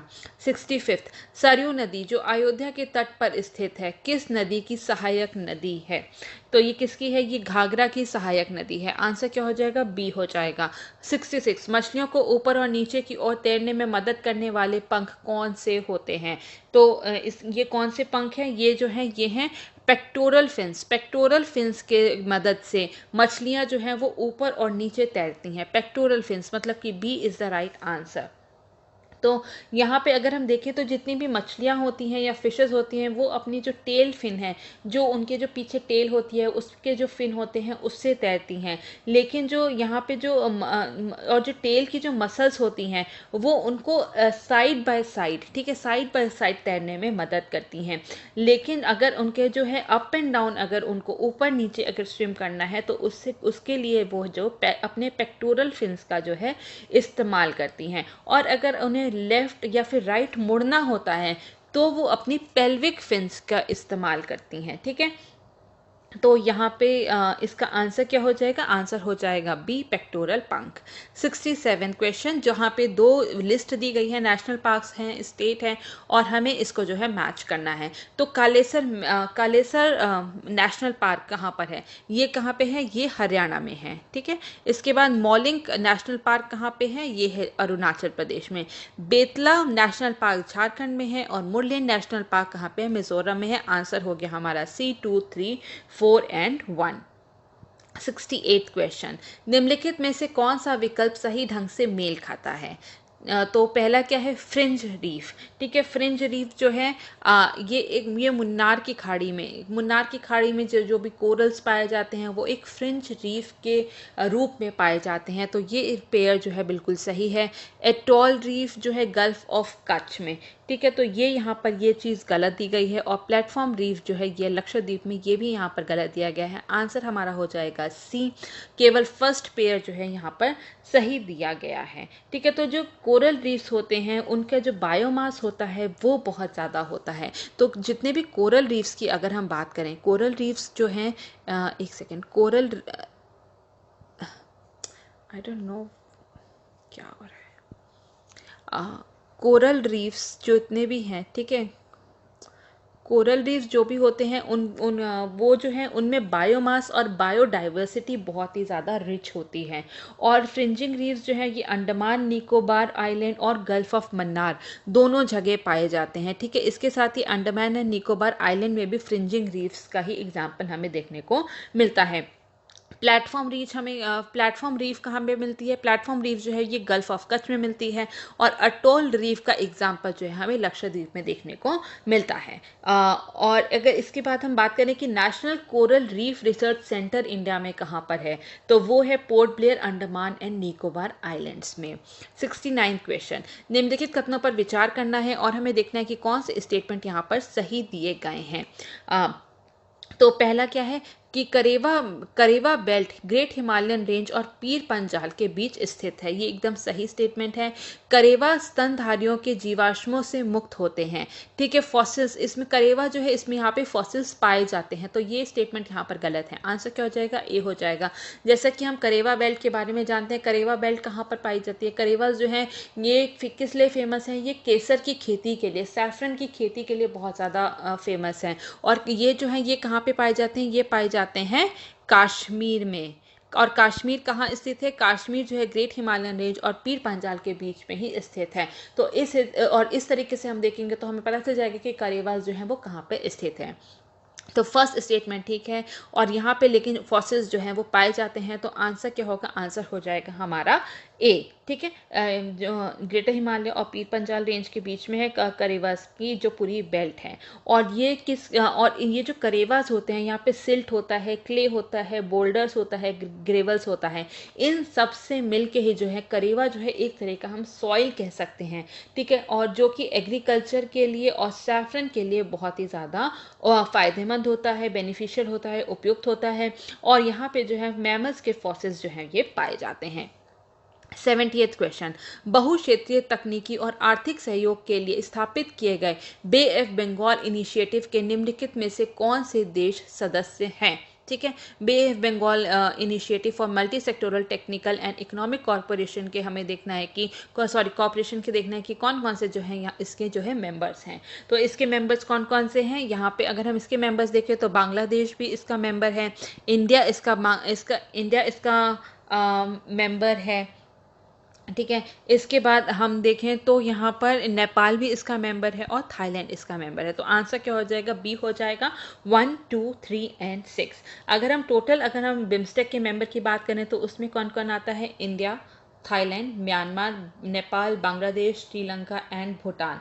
और इसका हेडक्वार्टर कहाँ है? बिम्स्टेक का हेडक्वार्टर कहाँ पे है? वो है ढाका, बांग्लादेश में, ठीक है। इसका हेडक्वार्टर कहाँ है? ढाका, बांग्लादेश में, ठीक है। ढाका में इसका हेडक्वार्टर है। नेक्स्ट इज 71, एक मानव शरीर में एंटीबॉडी का उत्पादन किसके द्वारा किया जाता है? ठीक है, एंटीबॉडीज किसके द्वारा उत्पादित होती हैं? वो होती हैं बी सेल्स के द्वारा, जो कि हम पहले भी यहाँ पर देख चुके हैं। बी सेल्स के द्वारा जो है एंटीबॉडीज जो है ये इनका उत्पादन किया जाता है। एंटीबॉडीज जो होती हैं ये वाई शेप्ड मॉलिक्यूल्स होती हैं, ठीक है। ये वाई शेप्ड मॉलिक्यूल्स होती हैं जिनके कि कई प्रकार का जिनके कि बहुत सारे फंक्शंस हैं, जैसे कि जितने भी एंटीजेंस होते हैं उनको रिकॉग्नाइज करना और उनको बाइंड करने का काम कौन करता है? वो करती हैं एंटीबॉडीज। और जितने भी एंटीजेंस होते हैं उनको इनएक्टिव करता है। बी सेल्स जो होते हैं ये हमारे बोन मैरो में पाई जाती हैं और जो है ये और सर्कुलेटरी, ठीक है, और अपने हमारे शरीर में जाने के पहले ये लिम्फ सिस्टम में जो है ये डेवलप होती हैं। और बी सेल्स ही जो है ये एंटीबॉडीज़ को जो है प्रोड्यूस करती हैं। और बी सेल्स जो हैं वो किसके द्वारा एक्टिवेट की जाती हैं? वो टी सेल्स के द्वारा जो है एक्टिवेट की जाती हैं, ठीक है। टी कोशिकाएं द्वारा जो है एक्टिवेट की जाती हैं। तो आंसर हो गया डी। 72, निम्नलिखित कथनों पर विचार करें और देखना है हमें कि कौन से कथन इसमें से यहाँ पर सही दिए गए हैं। तो पहला स्टेटमेंट क्या है कि एस्चेरिचिया कोलाई, ठीक है, या ई कोलाई बैक्टीरिया छोटी आंत में पाया जाता है, ठीक है। तो ये छोटी आंत में नहीं पाया जाता, ये कहाँ पाया जाता है? ये लार्ज इंटेस्टाइन में पाया जाता है। ये कुछ बैक्टीरियाज होते हैं जो कि हमारी बॉडी के लिए, हमारे हमारे जो इंटेस्टाइन्स के लिए जो है बहुत ज़्यादा हेल्पफुल होते हैं। दीज आर गुड बैक्टीरियाज, जो ई कोलाई बैक्टीरियाज होते हैं ये गुड बैक्टीरिया होते हैं और ये हमारे लार्ज इंटेस्टाइन में पाए जाते हैं। Second statement, E coli bacteria भी शरीर के बाहर जीवित रह सकता है, सही है। ई कोलाई बैक्टीरिया विटामिन के का उत्पादन करता है जो शरीर द्वारा अवशोषित होता है। तो ये भी स्टेटमेंट यहाँ पर सही दिया गया है कि जो ई कोलाई बैक्टीरिया है, जैसे कि मैंने कहा कि ये एक गुड बैक्टीरियाज होते हैं और ये हमारे शरीर में विटामिन के का उत्पादन करते हैं। ठीक है, तो यहाँ पे आंसर क्या हो जाएगा, सी हो जाएगा, क्योंकि सेकेंड और थर्ड स्टेटमेंट दोनों ही यहाँ पर सही हैं। हाल ही में उत्तराखंड में किस ग्लेशियर के फटने से बाढ़ आ गई थी, तो वो कौन सा ग्लेशियर था, उसका नाम था नंदा देवी ग्लेशियर। ठीक है, नंदा देवी ग्लेशियर के फटने से जो है यहाँ पे उत्तराखंड में हमें बाढ़ देखने को मिली थी। इसके बाद 74th क्वेश्चन को देखेंगे। निम्नलिखित कथनों पर हमें विचार करना है और हमें देखना है कि कौन से स्टेटमेंट यहाँ पर करेक्ट हैं, सही हैं। धौली गंगा संतोपत ताल से निकलती है। ठीक है, तो धौली गंगा कहाँ से निकलती है, धौली गंगा जो है ये वसुंधरा ताल से निकलती है, तो ये यहाँ पर गलत दिया गया है। संतोपत ताल से नहीं, ये कहाँ से निकलती हैं, वसुंधरा ताल से। ठीक है, वसुंधरा ताल से निकलती है। और धौली गंगा विष्णुप्रयाग में अलकनंदा नदी से मिल जाती है, ये स्टेटमेंट यहाँ पर सही दिया गया है। तो यहाँ पे आंसर क्या होगा, आंसर होगा बी, क्योंकि यहाँ पे केवल सेकेंड स्टेटमेंट जो है ये सही दिया गया है। ठीक है, तो धौली गंगा और अलकनंदा जो है वो विष्णुप्रयाग में मिलती हैं और धौली गंगा, ठीक है, धौली गंगा और ऋषि गंगा जो है, धौली गंगा और धौली गंगा प्लस ऋषि गंगा, ठीक है, ऋषि गंगा ये कहाँ पे मिलती हैं, ये मिलती हैं रैनी में। ठीक है, तो इसको ध्यान में रखिएगा। 75th, लिटिल अंडमान क्षेत्र किस जनजातीय समूह का वास स्थल है। लिटिल अंडमान में कौन से ट्राइब्स रहते हैं, कौन सा ट्राइबल ग्रुप रहता है, वो है ओंगे। ठीक है, ओंगे, मतलब कि B is the right answer यहाँ पर। और अगर हम देखें तो यहाँ पर जो है अभी हाल ही में अगर हम देखें तो नीति आयोग द्वारा एक डेवलपमेंट प्लान को रिलीज़ किया गया है जो कि लिटिल अंडमान के लिए है और वहाँ पे इसको नाम दिया गया है sustainable development of little Andaman island. ठीक है, नीति आयोग द्वारा जो है यहाँ पे एक डेवलपमेंट प्लान को अंडमान एंड निकोबार अंडमान एंड निकोबार में जो लिटिल अंडमान रीजन है वहाँ के लिए एक डेवलपमेंट प्लान को जो है अप्रूव किया गया है जिसका नाम दिया गया है sustainable development of little Andaman island. और ये जो लिटिल अंडमान है ये पूरे अंडमान ग्रुप ऑफ आइलैंड का चौथा सबसे बड़ा आइलैंड है, द्वीप है। ठीक है, और लेकिन यहाँ पे जो है कनेक्टिविटी जो है वो बहुत ज़्यादा पुअर है और इसीलिए जो लिटिल अंडमान का जो पूरा एरिया है ये बहुत ही ज़्यादा एक्सप्लोर नहीं किया गया है अब तक। इसके बाद हम नेक्स्ट देखेंगे 76 क्वेश्चन, निम्नलिखित का सही से मिलान करना है। और यहाँ पर जो है अगर हम देखें तो उगड़ी, ठीक है, उगड़ी कहाँ पर मनाया जाता है। ठीक है, अगर हम उगड़ी को देखें तो ये सब जितने भी ये जो नाम है, ठीक है, ये जो जितने भी नाम है तो ये किसके हैं, ये यहाँ पे जो है कई अलग अलग जगह पे अलग अलग नाम से न्यू ईयर्स को मनाया जाता है। तो ये जो है हम कह सकते हैं कि नया साल का जो पर्व होता है वो होता है। तो अगर हम बात करें तो उगड़ी, ठीक है, उगड़ी कहाँ का जो नए साल के रूप में मनाया जाता है उगड़ी को, तो इसका आंसर क्या है, इसका आंसर है कर्नाटक। ठीक है, उगड़ी जो है कहाँ का है, कर्नाटक का। इसके बाद पुथंदू कहाँ का है, ये है तमिलनाडु में पुथंदू नाम से जाना जाता है। थापना जो है राजस्थान और चेराबा जो है ये मणिपुर में जाना जाता है इन नाम से। ठीक है, तो इसका आंसर क्या हो जाएगा, इसका आंसर हो जाएगा डी, मतलब कि 3, 4, 1, 2। इसी प्रकार अगर हम और नाम को अगर हम जानना चाहें तो क्या है, तो जैसे कि बिहू होता है, बिहू कहाँ पे नाम से जाना जाता है, ये जाना जाता है असम में। उगड़ी की बात की तो ये कर्नाटका में, तेलंगाना में, आंध्र प्रदेश में सब जगह जो है उगड़ी नाम से ही जाना जाता है। जैसे कि गुड़ी पड़वा जो है ये महाराष्ट्र में जाना जाता है, थापना राजस्थान में, बैसाखी पंजाब में, विशु जो है ये केरला में विशु नाम से जाना जाता है और कश्मीर में जो है नवरेह नाम से जाना जाता है। ठीक है, कश्मीर में किस नाम से जाना जाता है, नवरेह नाम से कश्मीर में जाना जाता है ये जो न्यू ईयर सेलिब्रेशंस होते हैं। इसके बाद हम नेक्स्ट देखते हैं 77, निम्नलिखित कथनों पर विचार करना है और हमें देखना है कि कौन से कथन यहाँ पर सही हैं, करेक्ट हैं। तो सबसे पहला क्या है कि चीता अफ्रीका और ईरान में मुख्य रूप से पाया जाता है। सही स्टेटमेंट। चीता भारत में केवल कूनो नेशनल पार्क मध्य प्रदेश में पाया जाता है। ये यहाँ पर गलत स्टेटमेंट है, क्योंकि चीता भारत में पाया ही नहीं जाता है। चीता जो है यहाँ पर यहाँ पे जो है एशियाटिक चीता जो है ये इंडिया में जो है एक्सटिंक्ट हो गया है। तो यहाँ पे सेकंड स्टेटमेंट गलत है, और लेकिन बाकी सारी स्टेटमेंट जो है यहाँ पर सही दी गई हैं। तो हमारे आंसर क्या हो जाएगा? आंसर हो जाएगा A 1, 3 एंड 4। 78 क्वेश्चन। निम्नलिखित कथनों पर विचार करना है और हमें देखना है कि कौन से स्टेटमेंट यहाँ पर सही दिए गए हैं।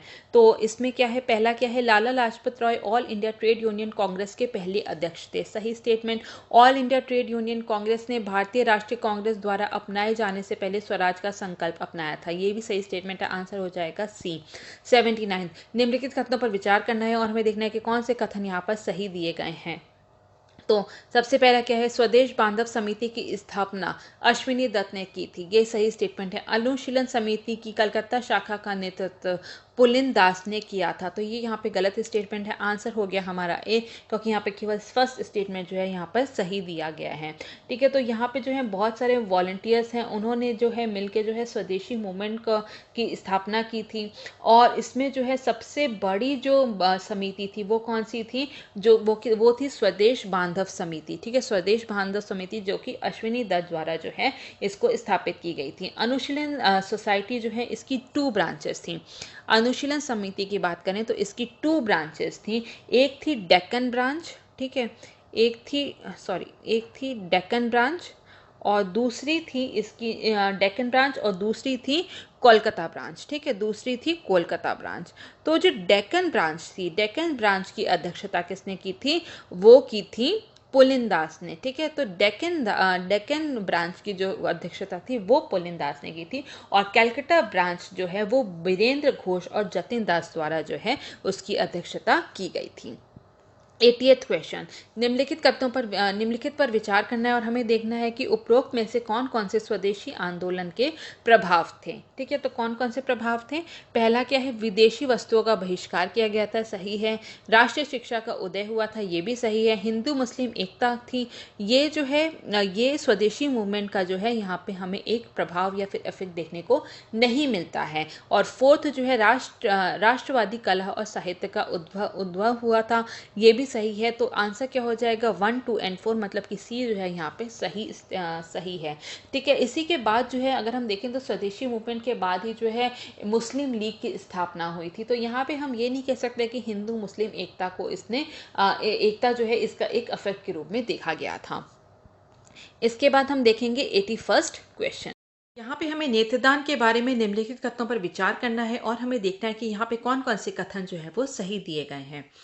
पहला कथन क्या कहता है? पहला कथन है कि केवल कॉर्निया के कारण अंधे हुए लोगों को दान की गई आंखों से लाभान्वित किया जा सकता है। ठीक है, अगर वो कॉर्नियल ब्लाइंड पीपल है तभी उनको केवल नेत्रदान से उनको बेनिफिट हो सकता है। तो ये स्टेटमेंट यहाँ पर सही है। मृत्यु के 24 घंटे के भीतर कॉर्निया को हटा दिया जाना चाहिए। ठीक है, तो ये स्टेटमेंट जो है यहाँ पर जो है ये गलत दी गई है। ठीक है, और ये थर्ड स्टेटमेंट क्या है? खराब नजर वाले लोग भी आंखें दान कर सकते हैं। ये भी स्टेटमेंट यहाँ पर सही है। तो आंसर क्या हो जाएगा? आंसर जो है वो हो जाएगा हमारा B 1 एंड 3।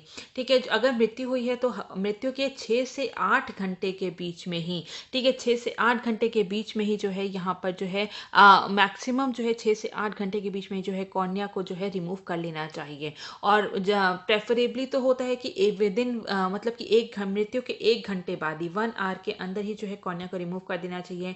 लेकिन अगर उसमें नहीं हो पाता है तो मैक्सिमम 6 से 8 घंटे के अंदर जो है कॉर्निया को रिमूव कर देना चाहिए। तभी जो है वो हम वो जो कॉर्निया होता है उसका ट्रांसप्लांट कर सकते हैं। और जो जितने भी पीपल अगर जो भी लोग हैं अगर वो लेंसेज या फिर स्पेक्टिकल्स पहनते हैं, शॉर्ट साइटेडनेस है या फिर लॉन्ग साइटेडनेस है, दूर की नज़र में अगर उनका कोई कमी है, मतलब कि दूर की दृष्टि जो है वो ठीक नहीं है, या फिर पास का उन्हें ठीक से नहीं दिखता, या फिर अगर उनके जो आँखें और उन व्यक्ति की भी आँख जिनकी की पहले ऑपरेशन हुआ है, ये सभी व्यक्ति जो हैं अपनी आँख जो है अपने कॉर्निया जो है वो डोनेट कर सकते हैं। तो इसके बाद हम देखेंगे 82nd क्वेश्चन, निम्नलिखित सूचियों को सुमेलित करना है। यहाँ पे 2 लिस्ट दी गई हैं और यहाँ पर हमें देखना है कि ये जो है इनको हमें मैच करना है। ठीक है, तो यहाँ पर जो है कुछ बुक्स दी गई हैं और यहाँ पे हमें उसको उसके राइटर कौन थे उससे जो है हमें यहाँ पर मैच करना है। तो पहला क्या है, पहला है विक्रमोर वासियम। तो ये किसके द्वारा लिखी गई थी, तो ये लिखी गई तो ये जो बुक है ये किसके द्वारा लिखी गई थी, ये लिखी गई थी कालिदास के द्वारा। इसके बाद हम देखेंगे उत्तर रामचरित। ठीक है, अगर हम देखें उत्तर रामचरित ये किसके द्वारा लिखी गई थी, ये लिखी गई थी भावभूति के द्वारा। रत्नावली जो है ये जो है हर्षा के द्वारा लिखी गई थी और मृच्छकटिका जो है ये शूद्रक के द्वारा लिखी गई थी। तो आंसर हमारा क्या हो जाएगा, 2, 4, 1 एंड 3। इसके बाद हम देखेंगे 83rd क्वेश्चन, निम्नलिखित में से कौन सा विकल्प जो है सही ढंग से मेल नहीं खाता है। तो इसका आंसर क्या है, 83rd का आंसर है डी। ठीक है, आंसर क्या है इसका, डी, आर्यबंध समाज। तो ठीक है, आर्यबंध समाज जो है इसकी स्थापना स्वामी विवेकानंद ने नहीं की थी। इसकी स्थापना जो है स्वामी विवेकानंद ने नहीं की थी। आर्य बांधव समाज जो है इसको किसने फाउंड किया था, इसकी खोज किसने की थी, पी.एन. खान कोजे ने। और साथ ही साथ इसमें जो है और बाल गंगाधर तिलक भी जो है इसी ग्रुप से जुड़े हुए थे, आर्य बांधव समाज से। ठीक है, इसके बाद हम 84th पे आएंगे, वैदिक संस्कृति के रत्नों में से कौन सा विकल्प सुमेलित है। ठीक है, यहाँ पे करेक्टली मैच के बारे में हमें बताना है। तो पहला क्या है, पहला है स्थापति। तो ये चीफ जज होता है, ये बिल्कुल सही है। तक्षक जो है बढ़ई का कारपेंटर होते थे, ये भी सही है। और जो है यहाँ पे अगर हम बात करें तो 84th में तो इसका आंसर क्या होगा, आंसर इसका है ए, मतलब कि 1, 2 एंड 4 पेयर जो है ये तीनों यहाँ पर सही दिए गए हैं। बाकी दोनों जो है यहाँ पे बाकी दोनों जो है ये गलत दिए गए हैं। पलागल क्या होते हैं, पलागल वो होते हैं जो मैसेंजर्स होते हैं। ठीक है, मैसेंजर्स को जो है पलागल कहते हैं। और जीव ग्रीवा किसे कहते थे, जीव ग्रीवा जो है वो पुलिस ऑफिसर को कहा जाता था। ठीक है, तो यहाँ पे आंसर क्या हो जाएगा, केवल 1, 2 और 4 पेयर ही जो यहाँ पे करेक्ट दिए गए हैं।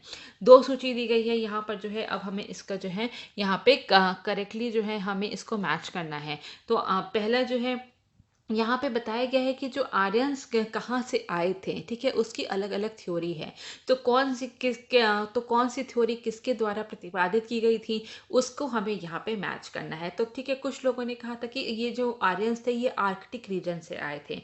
तो ये किसने कहा था कि जो आर्यंस है वो आर्कटिक रीजन से आए थे, या फिर हम ये कह सकते हैं कि जो आर्यंस है उनका ओरिजिन जो है आर्कटिक रीजन जो है वो माना गया था। तो ये जो आर्कटिक रीजन जो है ये माना गया था, बाल गंगाधर तिलक ने कहा था कि जो आर्यंस है ये जो है ये आर्कटिक रीजन के ओरिजिन्स थे।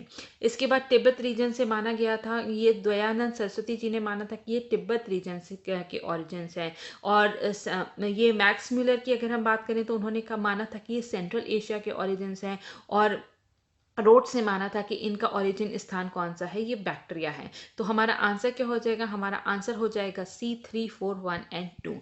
86 क्वेश्चन, निम्नलिखित कथनों पे विचार करना है और हमें देखना है कि उपरोक्त में से कौन कौन से कथन यहाँ पर सही दिए गए हैं। तो पहला स्टेटमेंट क्या है, 10 राजन युद्ध ने भारत के वर्चस्व को चिन्हित किया था। ये एकदम सही स्टेटमेंट है। 10 राजन युद्ध जो है अस्किनी नदी के तट पर लड़ा गया था। तो ये स्टेटमेंट यहाँ पर जो है गलत दिया गया है। तो यहाँ पे आंसर क्या हो जाएगा, यहाँ पे आंसर जो है वो हो जाएगा ए, क्योंकि केवल फर्स्ट स्टेटमेंट यहाँ पर सही दिया गया है। तो ये जो 10 राजन युद्ध था ये कौन सी नदी के किनारे लड़ा गया था, वो था परुष्णी नदी। ठीक है, परुष्णी जिसको कि क्या कहा जाता है, जिसको कि रावी नदी भी कहा जाता है। तो उस टाइम पे इसको क्या कहा था, रावी नदी का क्या नाम था, परुष्णी नदी के किनारे जो है 10 राजन युद्ध जो है वो लड़ा गया था। इसके बाद 87th क्वेश्चन पे आएंगे हम लोग, प्रारंभिक वैदिक आर्यों के धर्म की निम्न में से कौन कौन सी मुख्य विशेषताएं थीं। ठीक है, तो यहाँ पर क्या है, यहाँ पर जो है प्रकृति की पूजा और यज्ञ जो है यहाँ पर जो है इनकी जो है मुख्य विशेषताएं थी। तो आंसर क्या हो जाएगा, आंसर हो जाएगा सी, मतलब कि 3 एंड 4। यहाँ पे नेक्स्ट क्वेश्चन देखेंगे 88th, राष्ट्रीय स्टार्टअप सलाहकार परिषद की पहली बैठक के अध्यक्ष कौन थे। तो इसका आंसर है ए, मतलब कि पीयूष गोयल। ठीक है, 89th, वर्ष 2021 में ई पंचायत पुरस्कार जीतने वाला राज्य कौन सा है। ई पंचायत जीतने वाला राज्य कौन सा है, वर्ष 2021 में, वो है डी उत्तर प्रदेश। ठीक है, डी उत्तर प्रदेश। 90th, संयुक्त राज्य अमेरिका की सेना की पहली महिला सचिव के रूप में किसे नियुक्त किया गया है? First women secretary of the United states army. ठीक है, उसमें उसे किसे नियुक्त किया गया है? वो है क्रिस्टीन वॉर्मथ। ठीक है, Christine warmth, A is the right answer. 91st, निम्नलिखित कथनों पर हमें विचार करना है और हमें देखना है कि कौन कौन से कथन यहाँ पर सही दिए गए हैं। तो पहला क्या है? न्यायमूर्ति A.V. रमन्ना भारत के 49th chief justice of India हैं। तो ये यहाँ पे स्टेटमेंट जो है यहाँ पे गलत दिया जाता है। सेकंड स्टेटमेंट क्या है? सुशील चंद्र भारत के 24th चीफ इलेक्शन कमिश्नर है। ये यहाँ पर सही दिया गया है। तो आंसर क्या हो जाएगा? आंसर हो जाएगा बी, मतलब कि केवल सेकंड स्टेटमेंट जो है यहाँ पर सही दिया गया है। और जो चीफ जस्टिस A.V. रमन्ना है, ये भारत के जो है ये 48th chief justice of India है, 48th। ठीक है, तो आंसर क्या है? आंसर है केवल बी। इसके बाद 92nd क्वेश्चन को देखेंगे और वो पूछता है कि हाल ही में उत्तर प्रदेश राज्य में मुख्य न्यायाधीश के रूप में किसे नियुक्त किया गया है? तो इसका आंसर है ए, न्यायमूर्ति संजय यादव को। ठीक है, इसके बाद 93rd क्वेश्चन पे आएंगे और ये कहता है कि विटामिन ए की कमी से नाइट ब्लाइंडेडनेस होती है। ठीक है, नाइट ब्लाइंडनेस होती है। ये स्टेटमेंट बिल्कुल सही है। जैसा कि हमने देखा है कि विटामिन ए की जब कमी होती है तो रतौंधी की बीमारी होती है। कारण क्या है? विटामिन ए रोडोप्सिन नामक वर्णक का निर्माण करता है। तो इसका रीजन भी एकदम सही दिया गया है। तो आंसर क्या हो जाएगा? आंसर हो जाएगा ए, कि ए असर्शन और रीजन जो है दोनों सत्य हैं और रीजन जो है वो असर्शन की सही से व्याख्या भी करता है। तो विटामिन ए जो होता है ये एक पिगमेंट जो है, पिगमेंट जिसका कि नाम रोडोप्सिन है, उसको प्रोड्यूस करता है, उसको फॉर्म करता है। और रेटिनल लेयर पे, जो कि हमारी रेटिना होती है, उसकी लेयर पे जो है रोडोप्सिन को फॉर्म करता है, जिससे कि जो क्या होता है, जिससे कि जो है हमारी नाइट ब्लाइंडनेस वाली बीमारी जो है वो नाइट ब्लाइंडनेस की बीमारी होती है। ठीक है, तो इसके बाद हम नेक्स्ट क्वेश्चन देखेंगे 94th, निम्नलिखित में से कौन कौन से वायरल रोग हैं? ठीक है, इसमें से वायरल डिसीजेस कौन सी हैं हमें ये बतानी है। तो इसमें से जो है फर्स्ट 3 और 5, मतलब कि बी जो है इसका सही आंसर है। पहला मतलब कि जॉन्डिस, और थर्ड इसका मतलब हर्पीज, और फिफ्थ मतलब कि मम्स। ये तीनों ही क्या है? ये जो है वायरल डिसीजेस हैं। जॉन्डिस, हर्पीज और मम्स जो हैं ये क्या हैं? ये वायरल डिसीजेस हैं। 95th, विश्व प्रेस स्वतंत्रता सूचकांक पर भारत की रैंक क्या है? वर्ल्ड प्रेस फ्रीडम इंडेक्स में इंडिया की रैंक क्या थी? ये हमें बताना है। तो 95th क्वेश्चन का आंसर क्या है? 95th का आंसर है डी, मतलब कि 142। ठीक है, 142। 96 की बात करेंगे, भारत का एकमात्र राज्य कौन सा है जिसमें 2 हरित ऊर्जा कुशल नगर हैं? 2 ग्रीन एनर्जी एफिशिएंट टाउन। ऐसा कौन सा एकमात्र राज्य है जहां पर कि दो ग्रीन एनर्जी एफिशिएंट टाउन जो है अवस्थित हैं?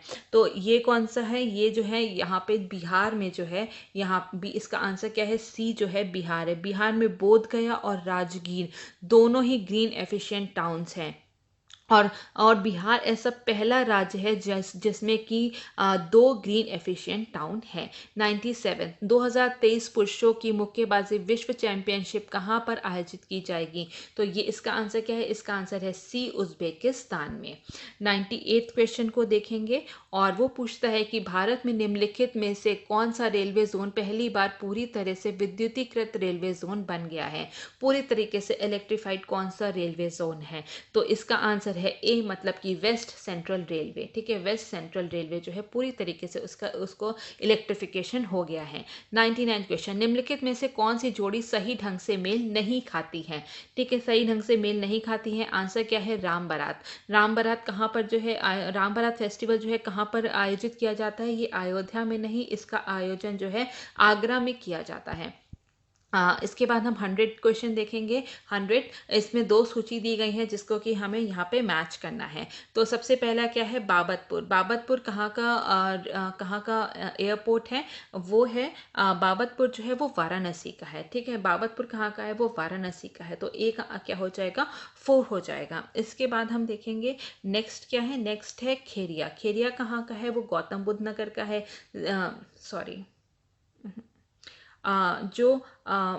जो खेरिया है वो सॉरी फिर से कर लेते हैं इसको, ठीक है। यहाँ पे दो मैच तो फॉलोइंग करने, दो लिस्ट हैं। तो बाबतपुर, अगर हम बाबतपुर एयरपोर्ट की बात करें तो ये कहाँ पर है, ये वाराणसी का एयरपोर्ट का नाम क्या है, वो है बाबतपुर। इसके बाद अगर हम देखें तो खेरिया कहाँ का है, वो है आगरा का। जेवर कहाँ का है, वो है गौतम बुद्ध नगर का। और बमरौली जो है वो प्रयागराज का है। तो आंसर हमारा क्या हो जाएगा, बी हो जाएगा। 4, 2, 1 एंड 3। इसके बाद 101st क्वेश्चन, यहाँ पे भी ये मैच द फॉलोइंग से है। वाइल्ड लाइफ सेंचुरी दी गई है और ये किस स्थान में है, हमें उससे जो है इसको मैच करना है। तो सबसे पहले क्या है, पहले है सुहागी। सुहागी कहाँ पर है, सुहागी वाइल्ड लाइफ सेंचुरी कहाँ पर है, ये महाराजगंज में है। रानीपुर कहाँ पर है, रानीपुर जो है ये बांदा में है। पटना वाइल्ड लाइफ सेंचुरी कहाँ पर है, ये एटा में है। और विजय सागर वाइल्ड लाइफ सेंचुरी जो है ये महोबा में है। तो आंसर हमारा हो गया D, 3, 1, 4 एंड 2। 102nd क्वेश्चन, जादूगुदा किसके प्राकृतिक भंडारण के लिए प्रसिद्ध है, ठीक है। जादूगुदा जो है एक माइनिंग साइट है, तो वो वहाँ पे वो किस लिए जो है वो फेमस है। तो इसका आंसर क्या है, इसका आंसर है बी, ठीक है। मतलब कि यूरेनियम के लिए। जादूगुदा में क्या पाया जाता है, यहाँ पर जो है यूरेनियम बहुत ज़्यादा पाया जाता है। और जादूगुदा कहाँ पर है, ये झारखंड में एक माइनिंग साइट है, ठीक है। इसके बाद हम देखेंगे 103rd क्वेश्चन, और यहाँ पे दिया गया है, नीचे दिए गए कथनों पर हमें विचार करना है और हमें देखना है कि कौन सा स्टेटमेंट यहाँ पर सही है। हर साल 18 अप्रैल को विश्व धरोहर दिवस मनाया जाता है, वर्ल्ड हेरिटेज डे मनाया जाता है, ये सही स्टेटमेंट है। वर्ष 2021 के लिए विश्व धरोहर दिवस का अवलोकन करने का मुख्य विषय प्रौद्योगिकी और स्मारक था, ये स्टेटमेंट यहाँ पर जो है गलत दिया गया है। तो आंसर क्या हो जाएगा, आंसर हो जाएगा हमारा ए, मतलब कि केवल फर्स्ट स्टेटमेंट जो है यहाँ पर सही दी गई है। और लेकिन और इसकी ये जो थीम थी, ठीक है, थीम क्या थी, कॉम्प्लेक्स पास्ट डाइवर्स फ्यूचर, ठीक है। कॉम्प्लेक्स पास्ट और डाइवर्स फ्यूचर्स, ठीक है। तो ये इसकी थीम थी। इसके बाद हम नेक्स्ट क्वेश्चन देखेंगे 104th। रॉसकॉस्मोस किस देश के अंतरिक्ष एजेंसी है, ठीक है। रॉसकॉस्मोस किस is the space agency of which country. तो ये कहाँ की है, ये है रूस, मतलब कि रशिया की। B is the right answer. 105th question, निम्नलिखित कथनों पर विचार करें और इसमें हमें देखना है कि कौन से स्टेटमेंट यहाँ पर सही दिए गए हैं। तो इसमें क्या है कि राष्ट्रीय आपदा प्रबंधन प्राधिकरण NDMA भारत में आपदा नीतियों के बनाने के लिए देश की शीर्ष एजेंसी है, ठीक है। तो ये स्टेटमेंट यहाँ पर सही है। NDMA जो है कब इस्टेब्लिश हुआ था, सिक्योरिटीज एक्ट जो है 2005 में स्थापित किया गया था, ठीक है। NDMA is establish under the disaster management act 2005, ठीक है। तो ये नेशनल सिक्योरिटीज एक्ट के अंतर्गत नहीं, जबकि डिजास्टर मैनेजमेंट एक्ट के अंदर जो है इसकी स्थापना की गई थी। तो सेकंड स्टेटमेंट यहाँ पे गलत है। तो आंसर क्या हो जाएगा, वो हो जाएगा ए, क्योंकि फर्स्ट स्टेटमेंट यहाँ पे सही दी गई है। 106 क्वेश्चन, वो कहता है निम्नलिखित कथनों पर विचार करना है और हमें देखना है कि कौन से स्टेटमेंट यहाँ पर सही दिए गए हैं। तो पहला स्टेटमेंट क्या है कि ब्रूसेलोसिस एक जूनोटिक संक्रमण है जो बकरी, भेड़, सुअर, कुत्ते और मवेशी में फैलता है, ठीक है। ये एकदम सही स्टेटमेंट है। ब्रूसेलोसिस एक वायरल संक्रमण है, ठीक है। ये जो है वायरल नहीं है, ये एक बैक्टीरियल इन्फेक्शन है, ठीक है। ये एक बैक्टीरियल इन्फेक्शन है, इसलिए ये गलत है। इसे माल्टा ज्वर के नाम से भी जाना जाता है, ये भी सही है। तो आंसर क्या हो जाएगा, सी हो जाएगा। 1 और 3 स्टेटमेंट दोनों ही यहाँ पे सही है। 107, निम्न में से किस समुद्र तट को ब्लू फ्लैग का प्रमाणीकरण नहीं मिला है अब तक, ठीक है। तो जैसा कि हम जानते हैं कि इंडिया में जो है ऐसे 8 बीचेस हैं जिनको कि ब्लू फ्लैग सर्टिफिकेशन मिला हुआ है। तो यहाँ पर इसका आंसर क्या होगा, इसका आंसर है कलंगुट बीच, गोवा। इसको जो है ब्लू फ्लैग सर्टिफिकेशन जो है नहीं मिला है। गोवा के किसी भी बीच को जो है, किसी भी तट को जो है ब्लू फ्लैग सर्टिफिकेशन जो है नहीं मिला है। 108, माउंट आबू स्थित जैन मंदिर किस चीज से बना हुआ है। तो वो किससे बना हुआ है, वो बना हुआ है ए मतलब कि संगमरमर संगमरमर से, ठीक है, मार्बल से बना हुआ है। और ये जो है विमल शाह ने इस टेम्पल को गुजरात में जो है बनवाया था, ठीक है। यहाँ पे जैन टेम्पल माउंट आबू में तो है ही, इसके साथ साथ हम देखते हैं कि विमल शाह जो है उन्होंने गुजरात में भी एक ऐसा ही जो है एक टेम्पल बनवाया है। 109th क्वेश्चन, पशुपालन के लंबे इतिहास में वेनके के अनुसार कौन सा पशु सबसे पहले पाया गया था? तो इसका आंसर क्या है? इसका आंसर है डी, मतलब कि गोट। इसका आंसर क्या है? डी, गोट। 110th वर्ल्ड हेरिटेज डे, जो जैसा कि हम पहले भी बात कर चुके हैं, तो ये कब मनाया जाता है? ये मनाया जाता है 18 अप्रैल को। इसके बाद हम देखते हैं कि जो नेशनल पंचायती राज दिवस है ये कब मनाया जाता है? ये अप्रैल 24 को मनाया जाता है। वर्ल्ड हेल्थ डे जो है ये अप्रैल 7 को मनाया जाता है। और वर्ल्ड ऑटिज्म डे जो है ये अप्रैल 2 को मनाया जाता है। आंसर हो जाएगा हमारा A, 3, 1, 2 एंड 4। 111 घटनाक्रम के आधार पर निम्नलिखित मामलों के बारे में सही विकल्प का चयन करें, ठीक है। तो पहला क्या है? केशवानंद भारती केस, गोलकनाथ केस या फिर मिनर्वा मिल केस। तो इसको हमें सही से क्रोनोलॉजिकल ऑर्डर में लगाना है। तो सही ऑर्डर में कौन सा लगा हुआ है? वो है लगा है B, Golaknath case, Kesavananda Bharati case, और उसके बाद अंत में आता है मिनर्वा मिल केस, ठीक है। गोलकनाथ केस की अगर हम बात करें तो ये जो है ये 1967 में, ठीक है, 1967 में हुआ था। केशवानंद भारती केस, ठीक है, ये कब था? ये 1973। और मिनर्वा मिल केस, ठीक है, ये कब हुआ था? ये 1980 में हुआ था। इसके बाद 112th क्वेश्चन की बात करेंगे। और इसमें क्या है? इसमें है कि निम्न कंसीडर द फॉलोइंग स्टेटमेंट, और हमें करेक्ट स्टेटमेंट को जो है यहाँ पर जो है उनका चुनाव करना है। तो सबसे पहला स्टेटमेंट क्या है? इंडियन ऑयल कॉरपोरेशन लिमिटेड में एक फ्रांसीसी फर्म फिनर्जी के साथ एक संयुक्त उद्यम पर हस्ताक्षर किए गए हैं। तो यहाँ पे ये स्टेटमेंट जो है यहाँ पे गलत दिया गया है, क्योंकि जो फिनर्जी है ये एक फ्रांसीसी फर्म नहीं है, ये क्या है? ये एक इजरायली फर्म है, ठीक है, ये इजराइल की एक फर्म है। बाकी दोनों स्टेटमेंट यहाँ पे सही दिए गए हैं। आंसर हमारा हो जाएगा यहाँ पर बी। 113th क्वेश्चन, चालुक्य वंश का सबसे महान शासक कौन था? तो इसका आंसर क्या है? इसका आंसर है C, Pulakeshin II। 114th question, Manikaran विद्युत सुविधा किस राज्य में स्थित है? इसका आंसर क्या है? इसका आंसर है ए, कुल्लू, हिमाचल प्रदेश में। 115th क्वेश्चन, निम्नलिखित में से किसे हाल ही में SC/ST आयोग का अध्यक्ष नियुक्त किया गया है? SC/ST कमीशन का किसे चेयरपर्सन जो है नियुक्त किया गया है? वो है बी, हर्ष चौहान, ठीक है, बी, हर्ष चौहान। ये एक सोशल एक्टिविस्ट हैं इंदौर से, और इनको SC/ST कमीशन का जो है चेयरपर्सन जो है उनको बनाया गया है 3 साल के लिए। फरवरी 2021 में इनकी नियुक्ति की गई थी। 116 क्वेश्चन, एपोफिस हाल ही में खबरों में था। एपोफिस क्या है? तो ये क्या है? ये है एक क्षुद्र ग्रह, ये एक एस्टेरॉइड है, ठीक है। एपोफिस क्या है? ये एक प्रकार का ये एक एस्टेरॉइड है। 117 क्वेश्चन, निम्नलिखित कारकों पर विचार करें और हमें देखना है कि विच of the above factors affect the process of photosynthesis. Photosynthesis मतलब कि प्रकाश संश्लेषण की प्रक्रिया को प्रभावित इनमें से कौन कौन से फैक्टर्स जो हैं वो करते हैं?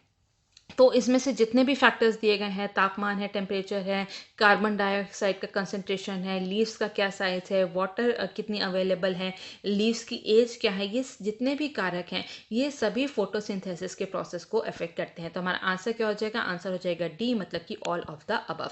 118 क्वेश्चन, बाबर ने अपनी आत्मकथा में निम्नलिखित में से किस हिंदू राजवंश का उल्लेख किया है? ठीक है, तो कौन कौन से बाबर ने अपनी आत्मकथा में किस किस का जो है यहाँ पे मेंशन किया है? तो ये वो थे मेवाड़ और विजयनगर एम्पायर, ठीक है, मेवाड़ और विजयनगर एम्पायर। तो आंसर क्या हो जाएगा? ए, मतलब कि 1 और 4। और बाबर की जो ऑटोबायोग्राफी थी उसका नाम क्या था? वो था तुज़्क-ए-बाबरी, ठीक है, तुज़्क-ए-बाबरी,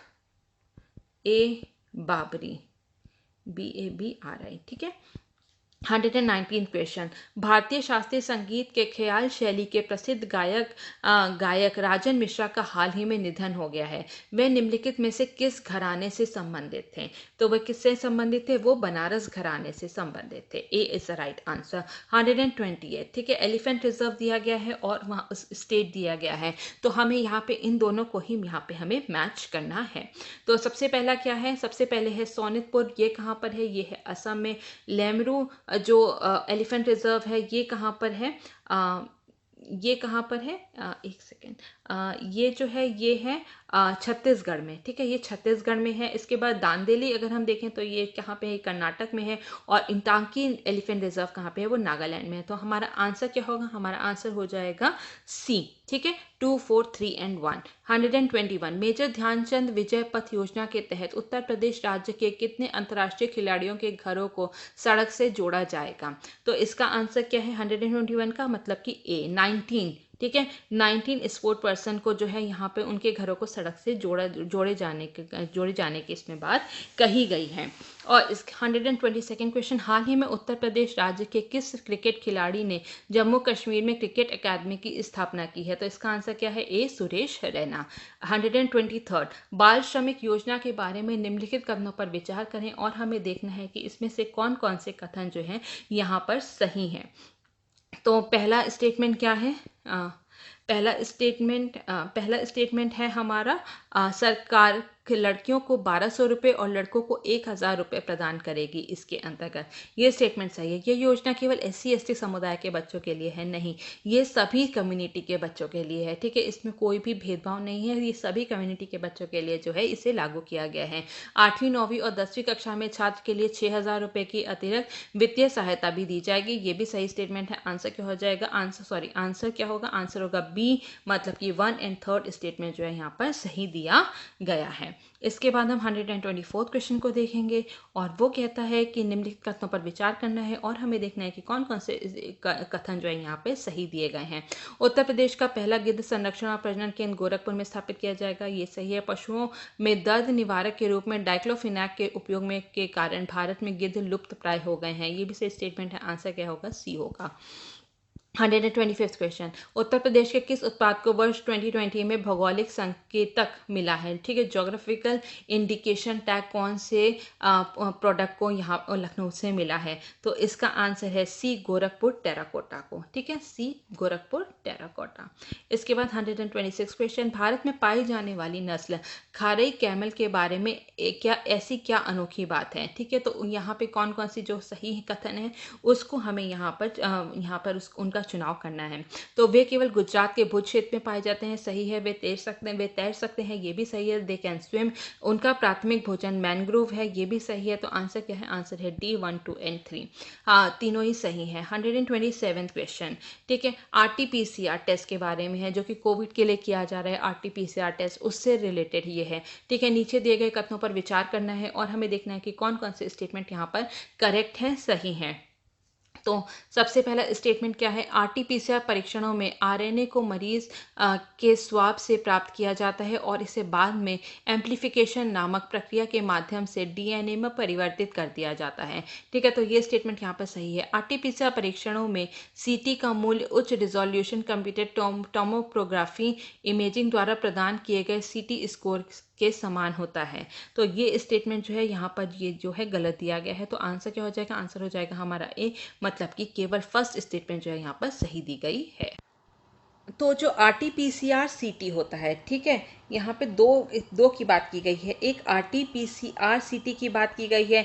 ये क्या होता है, CT का मतलब क्या है, साइकिल थ्रेशोल्ड, ठीक है। इसका मतलब क्या है, साइकिल थ्रेशोल्ड है। और इसका मतलब है कि जो भी आपने सैंपल लिया है उसकी कितनी साइकिल में जो है हमें वायरस जो है उसको वायरस जो है वो हमें डिटेक्ट होता है।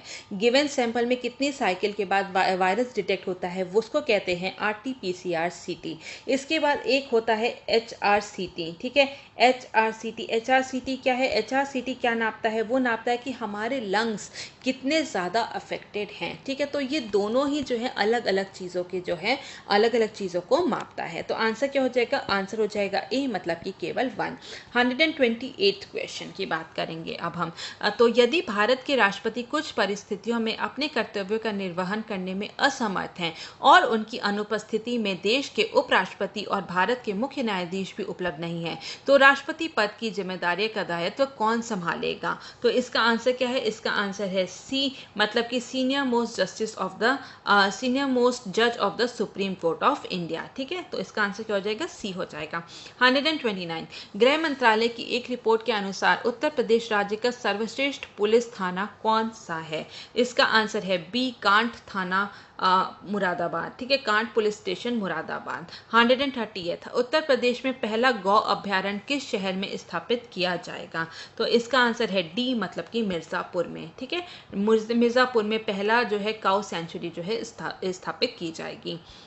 131 क्वेश्चन, निम्नलिखित कथनों पर हमें विचार करना है और हमें देखना है कि कौन से कथन यहाँ पर जो है सही दिए गए हैं। तो पहला स्टेटमेंट क्या है? पहला स्टेटमेंट है लखनऊ में लोक भवन में प्रधानमंत्री अटल बिहारी वाजपेयी की 25 फीट लंबी प्रतिमा स्थापित की गई है। ये सही है। यह मूर्ति दुर्लभ इतालवी संगमरमर से बनी है। तो ये इतालवी संगमरमर से नहीं, इटालियन मार्बल से नहीं, ये किससे बनाई गई है? ये ब्रॉन्ज से बनाई गई है। और थर्ड स्टेटमेंट भी सही है, तो आंसर क्या हो जाएगा? ए हो जाएगा। 132 क्वेश्चन, ट्रांसजेंडर समुदाय के लिए उत्तर प्रदेश के किस जिले में पहला विश्वविद्यालय स्थापित किया जाएगा?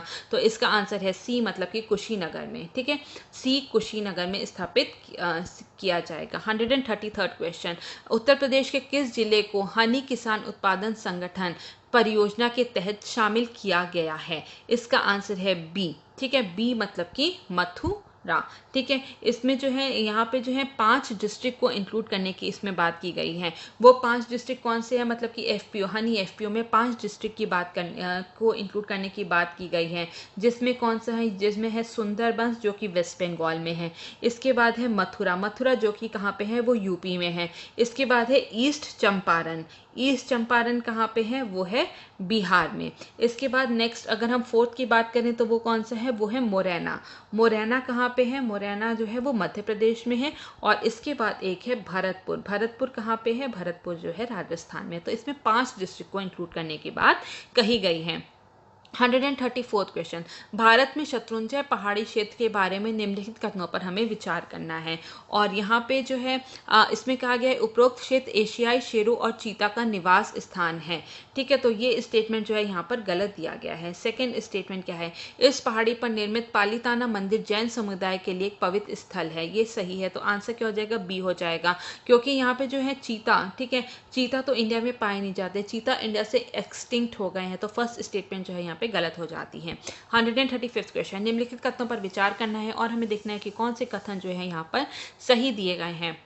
पहला क्या है? One nation one ration card केंद्र सरकार का एक कार्यक्रम है। ये सही स्टेटमेंट है। राज्य सरकार लाभार्थियों को द्विभाषी प्रारूप में राशन कार्ड जारी करेगी। ये भी सही है। आधार कार्ड की तरह नए राशन कार्ड में 12 अंकों का राशन कार्ड नंबर होगा। ये स्टेटमेंट गलत है, तो आंसर क्या हो जाएगा? 1 और 2, मतलब कि सी जो है यहाँ पर सही जवाब है इसका। ठीक है, तो ये जो one nation one ration card के अंतर्गत जितने भी राशन कार्ड जो है इसको जो है ये जो जारी होंगे ये द्विभाषी होंगे। एक तो जो क्या होगी? एक लोकल लैंग्वेज होगी प्लस इंग्लिश या हिंदी में से कोई भी एक होगी। ठीक है, इंग्लिश या हिंदी में से एक लैंग्वेज होगी। तो ये स्टेटमेंट यहाँ पर सही है। और आधार कार्ड की तरह इसमें 10, ठीक है, तो ये इसमें 10 अंकों का राशन कार्ड नंबर होगा। ठीक है, जो कि पहला 2 डिजिट होगा, उस 10 में से पहले 2 डिजिट जो होंगे वो उस राज्य का कोड होगा, स्टेट कोड होगा। ठीक है, तो आंसर यहाँ पे क्या हो जाएगा? यहाँ पर हमारा आंसर हो जाएगा सी, क्योंकि फर्स्ट और सेकंड स्टेटमेंट केवल यहाँ पर सही है। 136, निम्नलिखित कथनों पर हमें विचार करना है और हमें देखना है कि कौन कौन से स्टेटमेंट जो है यहाँ पर सही दिए गए हैं। पहला, हाल ही में ऑपरेशन ट्विस्ट भारतीय रिजर्व बैंक द्वारा शुरू किया गया था। बिल्कुल सही स्टेटमेंट है। इसके तहत भारतीय रिजर्व बैंक उसी अवधि की सरकारी प्रतिभूतियों की खरीद और बिक्री करेगा। तो ये यहाँ पे गलत दिया गया है। यहाँ पर क्या करेगा भारतीय रिजर्व बैंक जो है? ये जो है लॉन्ग टर्म सिक्योरिटीज, ठीक है, लॉन्ग टर्म सिक्योरिटीज जो है उसको तो खरीदेगा, लेकिन ठीक है, लॉन्ग टर्म सिक्योरिटीज जो है उसको तो खरीदने का काम करेगा। ठीक है, लेकिन जो शॉर्ट टर्म सिक्योरिटीज है उसको जो है बेचने का काम करेगा, ताकि जितनी भी गवर्नमेंट सिक्योरिटीज हैं उनके जो यील्ड है उसको बढ़ाया जा सके। इसके बाद तो इसका आंसर क्या हो जाएगा? इसका आंसर हो जाएगा ए, केवल फर्स्ट स्टेटमेंट जो है यहाँ पे सही दी गई है। नेक्स्ट इज 137, निम्नलिखित कथनों पर विचार करना है और हमें देखना है कि कौन कौन से कथन जो है यहाँ पर सही से दिए गए हैं। तो पहला क्या है? ऑक्सीजन सांद्रक, ऑक्सीजन कंसंट्रेटर वे उपकरण होते हैं जो वायु से केवल ऑक्सीजन प्राप्त करते हैं। ठीक है, तो केवल जो है वो ऑक्सीजन को प्राप्त नहीं करते हैं, ठीक है। वो पूरी जो एम्बियंट एयर होती है, जो आसपास की एयर होती है, वो उसको अंदर लेते हैं और फिर उसके बाद उसमें से ऑक्सीजन को अलग करते हैं। तो फर्स्ट स्टेटमेंट जो है यहाँ पे गलत होता है। इसके द्वारा संकुचित ऑक्सीजन 90 to 95% शुद्ध होती है, ये सही स्टेटमेंट है। तो आंसर क्या हो जाएगा? आंसर हो जाएगा हमारा बी हो जाएगा, ठीक है। तो यहाँ पे क्या करते हैं कि ये जितनी भी ऑक्सीजन कंसंट्रेटर होते हैं, जो क्या होते हैं, वो ऑक्सीजन को कंसंट्रेट करने का काम करते हैं, जो कि डायरेक्टली एयर से वो लेता है, डायरेक्ट एयर से जो है सप्लाई लेता है। और इसके बाद वो क्या करता है, वो ऑक्सीजन को तो कंप्रेस करता है और जो नाइट्रोजन होती है उसको वापस से जो है हवा में जो है वो रिलीज कर देता है। तो और इससे जो भी ऑक्सीजन पाई जाती है वो 90 to 95% प्योर होती है। तो आंसर हमारा हो जाएगा बी। 138 क्वेश्चन, पाइथन वी के बारे में निम्नलिखित कथनों पर हमें विचार करना है और हमें देखना है कि कौन कौन से जो कथन है वो यहाँ पर सही दिए गए हैं। तो यहाँ पर जो फर्स्ट और सेकंड स्टेटमेंट है, ये एक हवा से हवा में मार करने वाली मिसाइल है और ये एक अवरक्त किरणों द्वारा नियंत्रित मिसाइल है। ये दोनों स्टेटमेंट यहाँ पर सही दिए गए हैं। थर्ड स्टेटमेंट जो है यहाँ पे रॉन्ग दिया गया है, क्योंकि इसकी जो रेंज है वो कितनी है, वो 20 किलोमीटर है। तो आंसर क्या हो जाएगा? आंसर हो जाएगा बी 1 and 2। 139, निम्नलिखित कथनों पर विचार करना है और हमें देखना है कि उपरोक्त कथन में से कौन कौन से कथन जो है यहाँ पर सही दिए गए हैं। तो यहाँ पे 1 और 3rd स्टेटमेंट जो है यहाँ पे सही दिया गया है, ठीक है। राइबोन्यूक्लिक एसिड में केवल एक स्ट्रैंड होता है, जबकि डाईऑक्सी राइबोन्यूक्लिक एसिड में 2 स्ट्रैंड होते हैं, ये सही स्टेटमेंट है। आरएनए और डीएनए दोनों माइटोकॉन्ड्रिया में मौजूद होते हैं, ठीक है। तो जो माइटोकॉन्ड्रिया होता है उसमें आरएनए नहीं होता, केवल डीएनए होता है। तो इसलिए यहाँ पे सेकंड स्टेटमेंट जो है गलत है और थर्ड स्टेटमेंट भी सही है। तो आंसर क्या हो जाएगा? आंसर हो जाएगा यहाँ पर डी। 148 क्वेश्चन, राज्य निर्वाचन आयोग के बारे में निम्नलिखित कथनों पर विचार करना है और हमें देखना है कि कौन कौन से कथन यहाँ पर जो है यहाँ पर सही दिए गए हैं। तो हम देखते हैं कि उससे संबंधित राज्य के राज्यपाल द्वारा नियुक्त और हटाया जाता है, ठीक है। तो यहाँ पे उसके जो नियुक्त तो राज्यपाल द्वारा होता है, लेकिन हटाया किसके द्वारा जाता है? हटाया जो जाता है वो प्रेसिडेंट के द्वारा जाता है। तो फर्स्ट स्टेटमेंट तो यहाँ पे गलत हो गई। वह राज्य की पंचायत और नगर पालिकाओं के लिए चुनाव करवाता है, ये सही स्टेटमेंट है। उन्हें उनके पद से हटाने की प्रक्रिया मुख्य चुनाव आयुक्त को हटाने की प्रक्रिया के समान है, ये गलत है। क्योंकि उनको हटाने की प्रक्रिया कैसी होती है, जैसे कि किसी भी जज, हाईकोर्ट के जज को हटाया जा सकता है, उसी तरीके से स्टेट इलेक्शन कमिश्नर को भी हटाया जाता है। तो थर्ड स्टेटमेंट भी गलत है। वे परिसीमन संबंधी गतिविधियों में भाग लेते हैं, ये स्टेटमेंट भी सही है। तो आंसर क्या हो जाएगा? आंसर हो जाएगा डी, मतलब कि केवल सेकेंड और फोर्थ स्टेटमेंट जो है यहाँ पर सही दिया गया है। इसके बाद हम देखेंगे 141 क्वेश्चन, लघु बचत योजना में निम्नलिखित में से क्या क्या शामिल होते हैं, ठीक है। स्मॉल सेविंग स्कीम में क्या क्या शामिल है? ये जो सभी है, public provident fund, postal deposit, national saving certificate, किसान विकास पत्र और सीनियर सिटीजन सेविंग स्कीम, ये सभी जो है स्मॉल सेविंग स्कीम में जो है इंक्लूडेड होते हैं। तो आंसर हमारा हो जाएगा डी, उपरोक्त सभी। 142 क्वेश्चन, उत्तर प्रदेश सरकार द्वारा 1 डिस्ट्रिक्ट 1 प्रोडक्ट योजना कब शुरू की गई थी? तो इसका आंसर क्या है? इसका आंसर है सी, 24 जनवरी वर्ष 2018, ठीक है, 24 जनवरी वर्ष 2018 को। इसके बाद हम देखेंगे 143 क्वेश्चन, ऊर्जा संक्रमण सूचकांक 2020 के संदर्भ में निम्नलिखित कथनों पर हमें विचार करना है और हमें देखना है कि कौन से कथन जो है सही है। ये विश्व बैंक द्वारा जारी किया जाता है, वर्ल्ड बैंक द्वारा जो है इसको रिलीज किया जाता है, ये सही है। भारत इस सूचकांक में 87वें रैंक पर है, ये भी सही स्टेटमेंट है। तो आंसर क्या हो जाएगा? आंसर हो जाएगा सी। निम्नलिखित सूचिका हमें जो है यहाँ पे जो है मैच करना है। तो यहाँ पे कुछ माइनिंग साइट्स दी गई हैं और वो कौन से राज्य में स्थित हैं, हमें उससे जो है यहाँ पे उनको मैच करना है। तो सबसे पहले क्या है? सबसे पहले है खेतरी माइंस कहाँ पर है? ये है राजस्थान में, ठीक है। खेतरी माइंस कहाँ पे? राजस्थान में है। घाटशिला माइंस कहाँ पर है? एक सेकेंड, घाटशिला माइंस जो है ये कहाँ पर है? ये है झारखंड में। इसके बाद मलंज खंड जो माइंस है वो कहाँ पे? मध्य प्रदेश में। और तलोजा जो है ये महाराष्ट्र में। तो आंसर क्या हो जाएगा हमारा? 4, 2, 1 and 3 हो जाएगा। 145 क्वेश्चन, खुले, इसमें ये असर्शन और रीज़न वाला है, खुले महासागर में सुनामी को जहाज़ों द्वारा महसूस नहीं किया जा सकता है, ये बिल्कुल असर्शन सही है। और इसका रीज़न क्या दिया गया है? In the open ocean waves have long wavelength and short amplitude, ये भी एकदम सही दिया गया है। तो आंसर क्या हो जाएगा? आंसर हो जाएगा एक, असर्शन और रीज़न दोनों सत्य हैं और रीज़न जो है असर्शन की सही से व्याख्या भी करता है। 146 क्वेश्चन, निम्नलिखित कथनों पर विचार करना है और हमें देखना है कि कौन से जो इसमें से कथन है वो एकदम सही है। फ्लोर टेस्ट संसद और राज्य विधानसभाओं के दोनों दोनों सदनों में हो सकता है, ठीक है। तो ये दोनों सदनों में नहीं होता है, ये केवल किस में होता है, ये अगर हम पार्लियामेंट की बात करें तो लोकसभा में होता है, और अगर राज्य की बात करें तो केवल ये जो है लेजिस्लेटिव असेंबली में होता है। तो यहाँ पे फर्स्ट स्टेटमेंट जो है यहाँ पे गलत दी गई है। Second statement, a floor test can be done by means of a voice vote only, ठीक है। तो ये वॉइस वोट के द्वारा जो है नहीं होता है, इसको बैलेट सिस्टम या फिर इलेक्ट्रॉनिक गैजेट्स किसी भी तरीके से कर सकते हैं। तो सेकंड स्टेटमेंट भी जो है यहाँ पे गलत दिया गया है। तो आंसर क्या हो जाएगा, आंसर हो जाएगा हमारा डी, कोई भी स्टेटमेंट यहाँ पर सही नहीं है। निम्नलिखित कथनों पर विचार करना है और हमें देखना है कि कौन से कथन जो है यहाँ पर सही दिए गए हैं। तो यहाँ पर अगर हम देखें तो एक रिपोर्ट के अनुसार भारतीय पर्यटन सांख्यिकी उत्तर प्रदेश भारत के शीर्ष विदेशी पर्यटन स्थलों में 7वें स्थान पर है। तो यह स्टेटमेंट यहाँ पे गलत दिया गया है। तमिलनाडु भारत में नंबर 1 विदेशी पर्यटन स्थल है, ये एकदम सही दिया गया है। तो आंसर इसका क्या हो जाएगा, आंसर इसका हो जाएगा बी, ठीक है, क्योंकि केवल सेकेंड स्टेटमेंट जो है यहाँ पर सही दी गई है। उत्तर प्रदेश जो है यहाँ पे जो है 3rd रैंक पे है, ठीक है। उत्तर प्रदेश कौन से रैंक पे है, ये 3rd रैंक पे है। तो इस वजह से जो है, और पहले स्थान पे तो पहले पे तो हमने बात कर ली कि तमिलनाडु है, सेकंड पे कौन सा है, सेकंड पे महाराष्ट्र है, और थर्ड पे कौन है, थर्ड पे उत्तर प्रदेश है। इसके बाद हम नेक्स्ट क्वेश्चन देखेंगे। 148 अप्रैल 2021 में भारत के मुख्य चुनाव आयुक्त के रूप में किसे नियुक्त किया गया है, ठीक है। चीफ इलेक्शन कमिश्नर के रूप में किसे नियुक्त किया गया है, वो है मतलब कि सुशील चंद्रा को, ठीक है। और ये जो चीफ इलेक्शन कमीशन होता है, ये एक 3 मेंबर बॉडी होती है, जिसमें कि 2 इलेक्शन कमीशन होते हैं, ठीक है, 2 इलेक्शन कमिश्नर होते हैं, और एक जो है चीफ इलेक्शन कमीशन होता है, ठीक है। एक जो होता है वो चीफ इलेक्शन कमिश्नर होता है। और जो सुशील चंद्रा है, ठीक है, Sushil Chandra and Rajiv Kumar were election commissioner under CEC Sunil Arora, ठीक है। इसके बाद हम देखेंगे 149 क्वेश्चन, उत्तर प्रदेश का पहला कागज रहित बजट सर्वप्रथम कब प्रस्तुत किया गया था। तो इसका आंसर क्या है, इसका आंसर है ए, मतलब कि फरवरी 2021 में, ठीक है। तो ये पेपरलेस बजट था उत्तर प्रदेश में, जो पहली बार जो पेपरलेस बजट जो है वो अभी फरवरी 2021 में जो है वो पेश किया गया था। 158 क्वेश्चन, निम्नलिखित में से कौन सी नदी पश्चिम की ओर बहने वाली नदी नहीं है, ठीक है, नदी नहीं है, पश्चिम में बहने वाली नदी नहीं है। तो इसका आंसर क्या है, इसका आंसर है डी, ताम्रपर्णी, ठीक है। जो पेरियार, भारतपुझा और पंबा जो है, ये तीनों ही जो है केरला की नदी है, और ये अरेबियन सी में ही गिरती हैं। लेकिन जो ताम्रपर्णी जो है ये तमिलनाडु में बहती है, और ये गल्फ ऑफ मन्नार में जो है ये गिरती है, ठीक है, गल्फ ऑफ मन्नार में गिरती है।